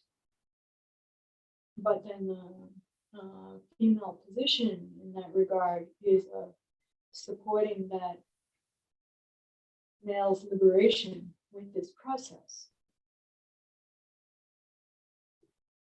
So I'm not sure, this is like opening up a whole other world, right? But these ideas develop so much, so broadly within the Indic context over a longer period of time. I don't know that they were present in this way in the time of the Buddha. I haven't seen any sign that they were already present, but we can see about the development over time. But for just reversing this precept, then it's not entering into the whole psychology of difference in this way, which does get developed in the sub commentarial level. I have heard a relatively simple answer about the tantric sex question, which was, is that parajika? Right. And what I've heard is that for those who wish to practice in that way, they should not be monastics in the Tibetan tradition. That if they are monastic and they wish to practice in that way, they should disrobe, is what I have heard from Tibetan monastics. There are those who say that, and also within the Tibetan traditions, then there are the traditions of like taking one level of precepts and then the next level of precepts supersedes that.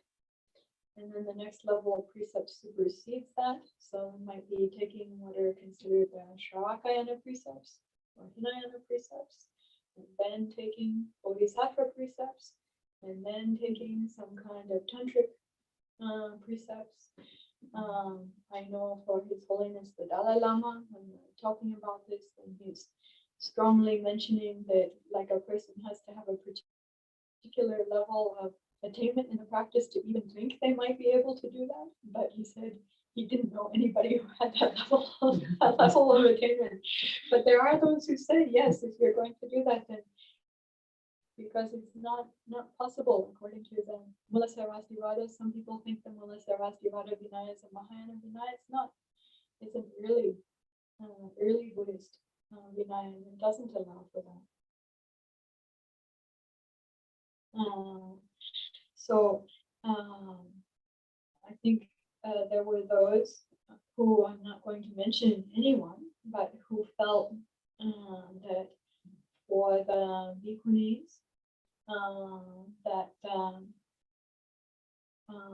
same-sex behavior should not be weighted so heavily as it is for the bhikkhus, who felt according to their upbringing or for conditioning, for whatever reasons, they agreed about that and thought that that was proper and correct. And so I just want to acknowledge that for our discussions among our Dhammadharani Bhikkhunis. You can tell me if you feel there's something to add to this or something to correct to this, but there was the mention that if you give people an opening in some way and make it seem like something is less or something is allowable or that kind of thing, then people like to push up against their boundaries. And we don't want to go there. We don't want to do that, but it's good for us to keep this strictly and not to enter into needing to navigate all of those types of issues that could be a corruption for our Bhikkhunis community, and we did not wish to open up that potential. That's also part of the consideration, part of the decision-making process. Please,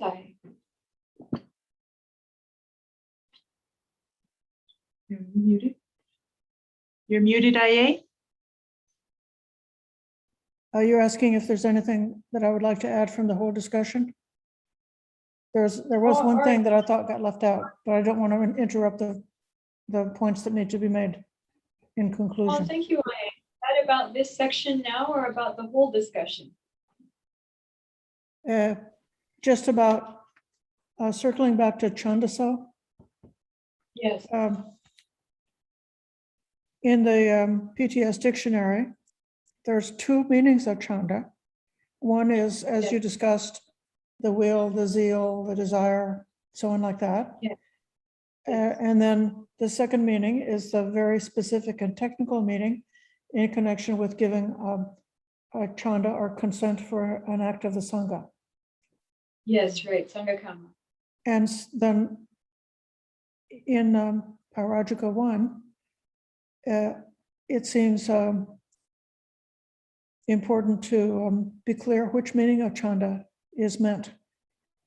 You mentioned about that I give a translation of chanda as being we want it or I want it, but Right. that's in the Katina script, and the Yeah. verb there is akankati, which has got a Right. very similar meaning to the first definition of chanda, and it does mean like we want it or we expect it, or like that. So if Chandaso has a formal and technical meaning in Parajika 1, that's more like in accord with the Me Too movement, almost like you have to sign a contract before, the boy has to sign a contract with his girlfriend before he dares to have sex with her, or else he's afraid of being accused later on. That's kind of like a formal chanda. But then throughout history, chanda has had a more of the informal meaning. And I think we know very clearly the difference between consensual sex and sex that's not consented to. But it comes back to my earlier point that a person has to be mindful if they're anywhere in the neighborhood of a Parajika, she has to really know her own mind and really be clear.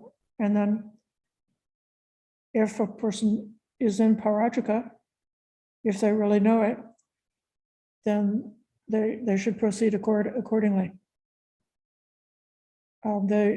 The rule is not for the purpose of helping the Sangha and not for the purpose of punishment, but it's for the purpose of a bhikkhuni or a person to be able to take care of themselves, to take care of their own virtue and to keep in a straight relationship with their colleagues. And so the last thing anybody would want would be to be a counterfeit bhikkhuni, pretending to be a bhikkhuni, even so they're in a Parajika. And so that's why they have to enforce the Parajika on themselves if they would ever fall into that. Thank you. my suggestion would be if anyone has any choice in the matter, not even to go into the neighborhood.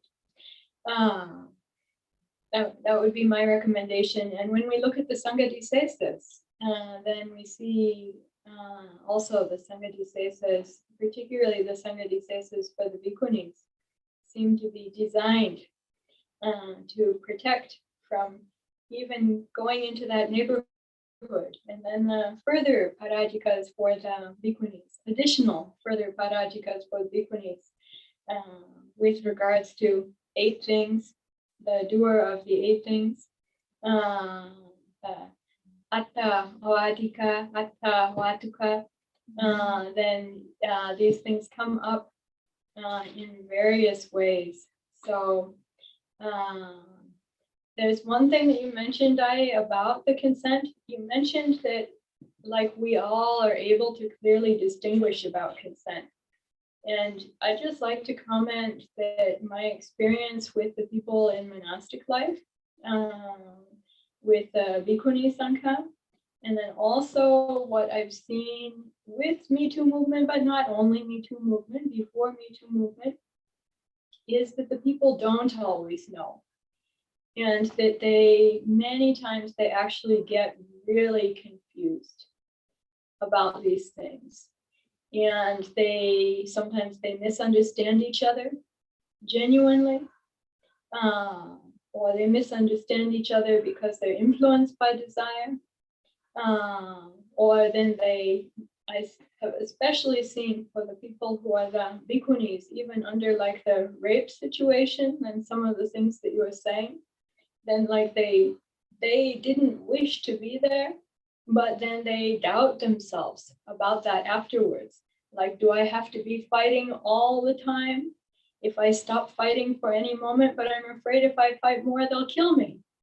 And like, what do you need to be doing to be showing every single moment, to be showing, proving that you're not consenting? All these things do come up. They come up with amazing frequency and regularity. I have to say one thing that I really appreciate about this time of having the precept holding Theravada Bhikkhuni Sangha during these years together is I've seen these things come up within our community so little.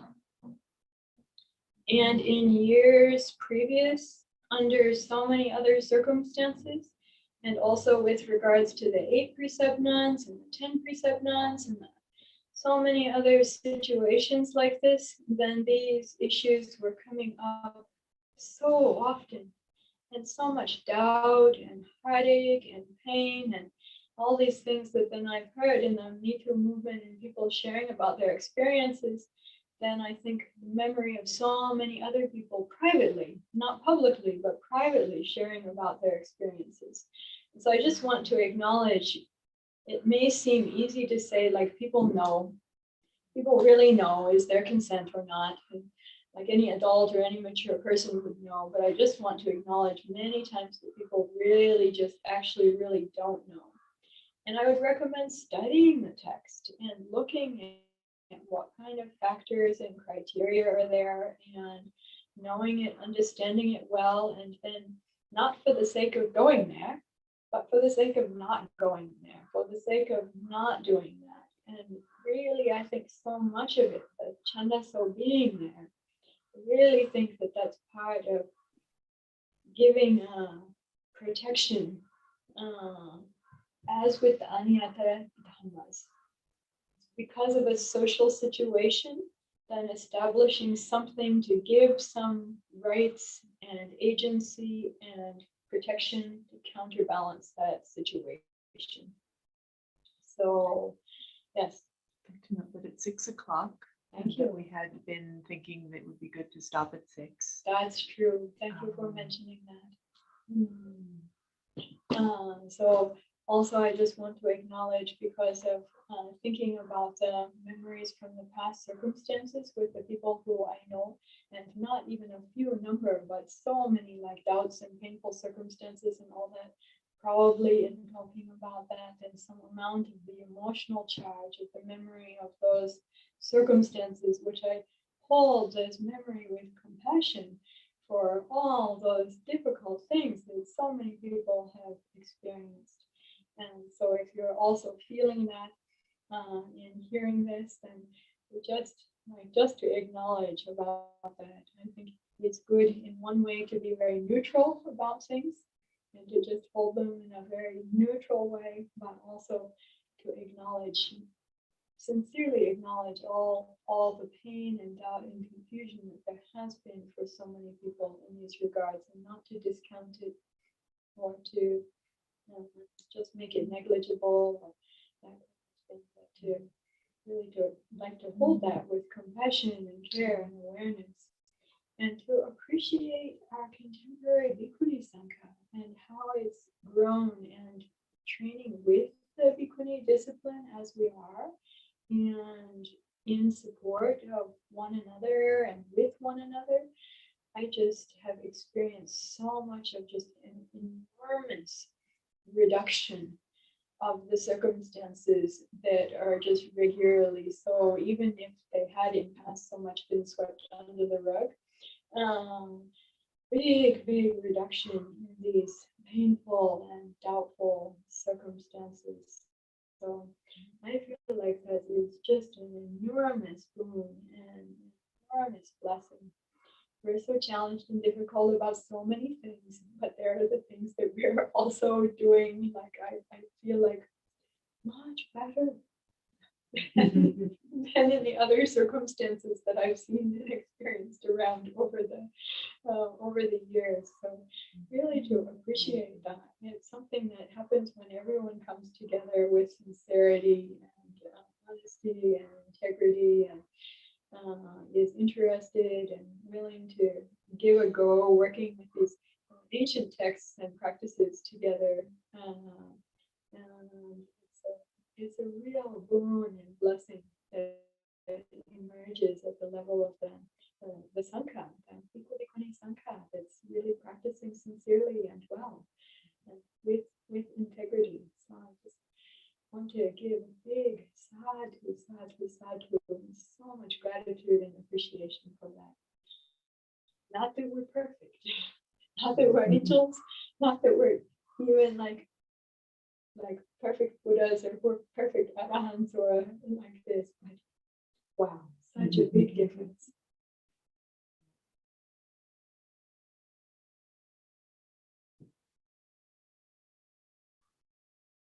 All right, now we've come up just a little bit after 6. Is there anything you feel it's important to say in closing?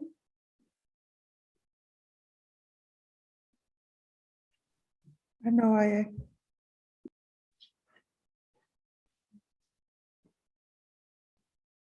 For those who'd like to study more about Parajikas, I may share a list of resources after this that you can look at your option. And I hope there will be support for your questions and further understanding about this whole topic.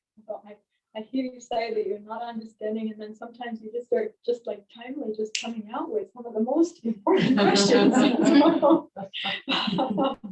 And I appreciate that. Yeah. So we haven't reordained anyone as a Bhikkhuni yet, but for our Dhammadrini Korwat, then we have allowed 2, 3 over these past 15 years. I think 3 Bhikkhunis who wish to disrobe, to do so with integrity and with blessings, and not thinking that after that she's going to become Parajika or something. Then there's one who disrobed also, then we consider about her potential to reordain. We didn't get to that part yet, but also when we're asked, would we consider about it? Consider doesn't mean decide, but just not to just say, no, we won't even think about it. But I myself have said I would be willing to consider about it. In her case, or in the hypothetical other case where someone disrobe honorably and with integrity, and then they wish to come back to the monastic life, and seems like that would be a good thing for them in the Sangha. And I think I want to consider about that. So just that was the last part. It didn't get addressed, but can logically come up just to wrap it up. Yeah.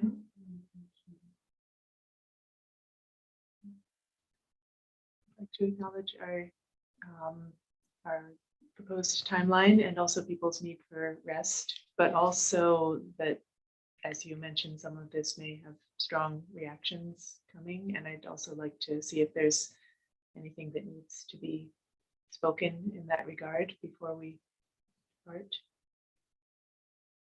Is that a request? That would be my request, is that I would like there to be space for that if that's important to anyone here at this moment. I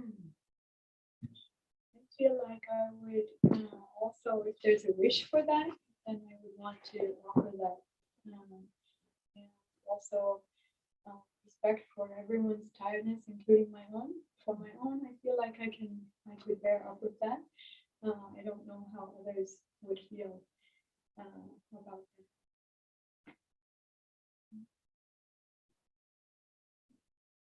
To allow some time for discussion or sharing. If it feels like a need for anyone, I don't know, I just want to check in.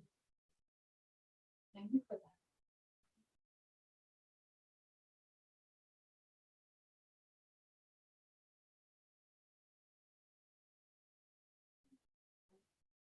Yes, please.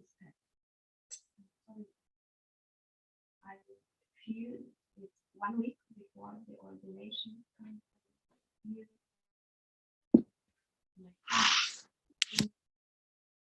Shaking? Yes. And remember, since I married, What? Afraid before getting married. Like when she got married. Oh, I see. Same Oh, thing. as similar to feeling afraid before you got married. I see. Oh, is that normal? can be. Do you know why? Does it relate to what we're talking about with precepts today, or already before this?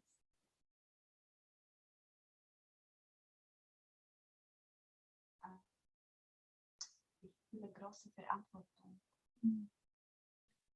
There's the big responsibility that is coming. Well, I appreciate that. There are some who are ordained without a sense of responsibility, not having thought about it, not having considered about it. And I think it's better to have a sense of responsibility, because really we do. We gain rights. We gain full rights and responsibilities with regards to the Sangha as a bhikkhu. It's not just to individually be a bhikkhu or bhikkhuni. Being accepted by the Sangha as a full-fledged member of the Sangha with full rights and responsibilities in the Sangha, in the dual Sangha, in fact. So I think it's good to have a sense of that for all kinds of responsibilities, though. It seems to me like it's very important to look out for the middle way in terms of tension or attunement. And so on the one hand, some people don't think about it, and they're too loose. And then other people think about it in a way that's too tight, too tense. Sometimes we start to, we shake in one way. If we're too loose, it's like laxity. I say like a wet noodle. It's just like this. It's too loose, lax. But also, if too tight, there can be shaking as well. Then I think about the Buddha before his awakening, then watching the master sitar player with the apprentice flowing down the Niranjana river and tuning the strings of the sitar, and think about adjusting for ourselves to aim to not be too tight and not be too loose. To keep the responsibility well, yes, not too loose, not too tight. To moderate ourselves, as we may have learned with mindfulness of the breathing, mindfulness of breath, how not to be too loose, how not to be too tight. We're trying to with mindfulness of the body. And it's also, we can come back to the body and see where am I feeling the shaking, and then also balance and balance. See, can we know, we learned, we trained with these things. Come back to these spaces to balance out. So enough responsible, but not too much. Well, it's just the right. Aim for that. I don't want to discourage you from feeling responsible, because I think we should, but also not too tight. If it's too tight, then we can't hold it well. We can't hold it in a balanced way.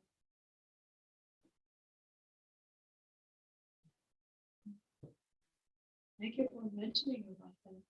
And also for some people, if you know your own character, for some people it's normal to just rebuild something up in our mind before doing it, and then that makes us nervous because of building something up in our beforehand. There are the people who don't have their character is not like that, but other people, then that's their habit with things. Going before the trip to go fly, and so like I'm excited or nervous about flying, to before doing things. Because if we know if our character is like that, then also just to really to have like kindness and compassion for ourselves, because we don't have that habit or characters like that. It's not permanent. We can see it's anicca. Also, we can see, yes, this is dukkha. I feel it is dukkha, but also anicca, also anatta. But just know ourselves with compassion.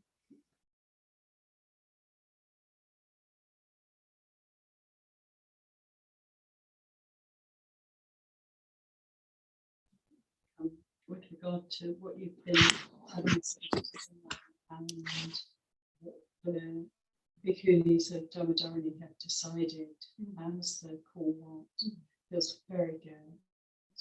It's like really scholarly also. I mean, through your exploration of all the different texts, we really do come to a sense of things, and also it just seems to me like common sense as well. You know, it's like it feels right, and so I really celebrate that, because I know it's not easy to do these things. It's not easy to make these decisions, particularly for bhikkhunis to be able to be allow ourselves to, I mean, themselves, ourselves, to be in that position to actually trust the collective wisdom. And I do feel we have challenges with the text, because I do think they're corrupted, and I do think a lot has been lost, and so we really have to allow ourselves to not just take the text at face value, because that would be a disservice actually to everybody, but to be very, very careful and very cautious, but actually to be willing to look a bit deeper and a bit deeper and a bit deeper, and try and come to a good place with this living Vinaya, with human beings. So thank you. It's really uplifting actually to read. I want to read again, but also to hear the process, and feels good. Appreciate it. It feels like receiving and inhabiting and owning our heritage. It seems to me like the texts have a lot of corruption and a lot of integrity. Yeah, there's something ever so human about that.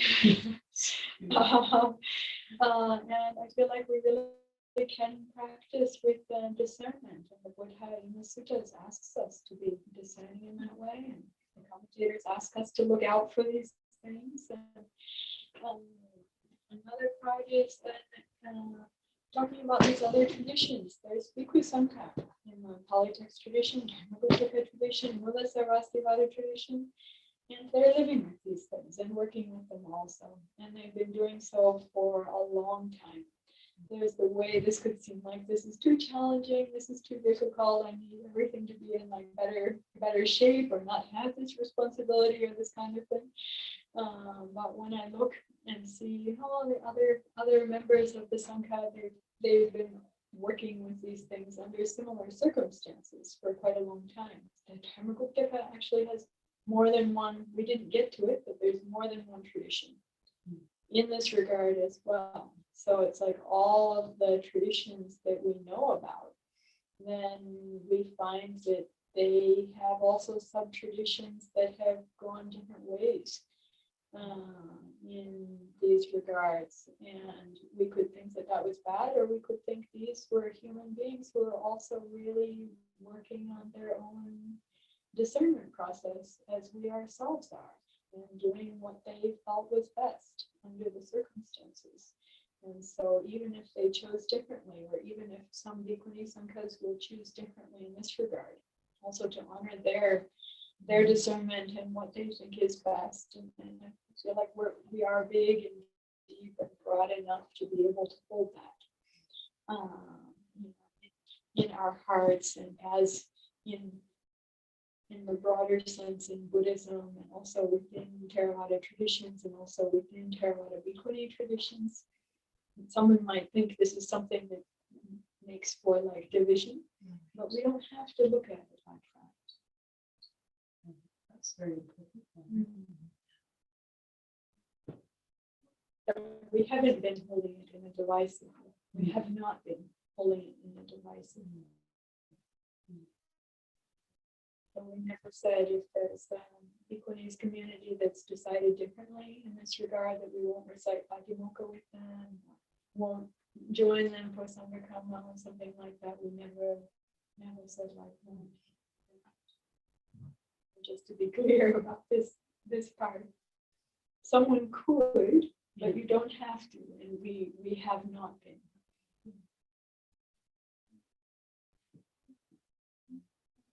No.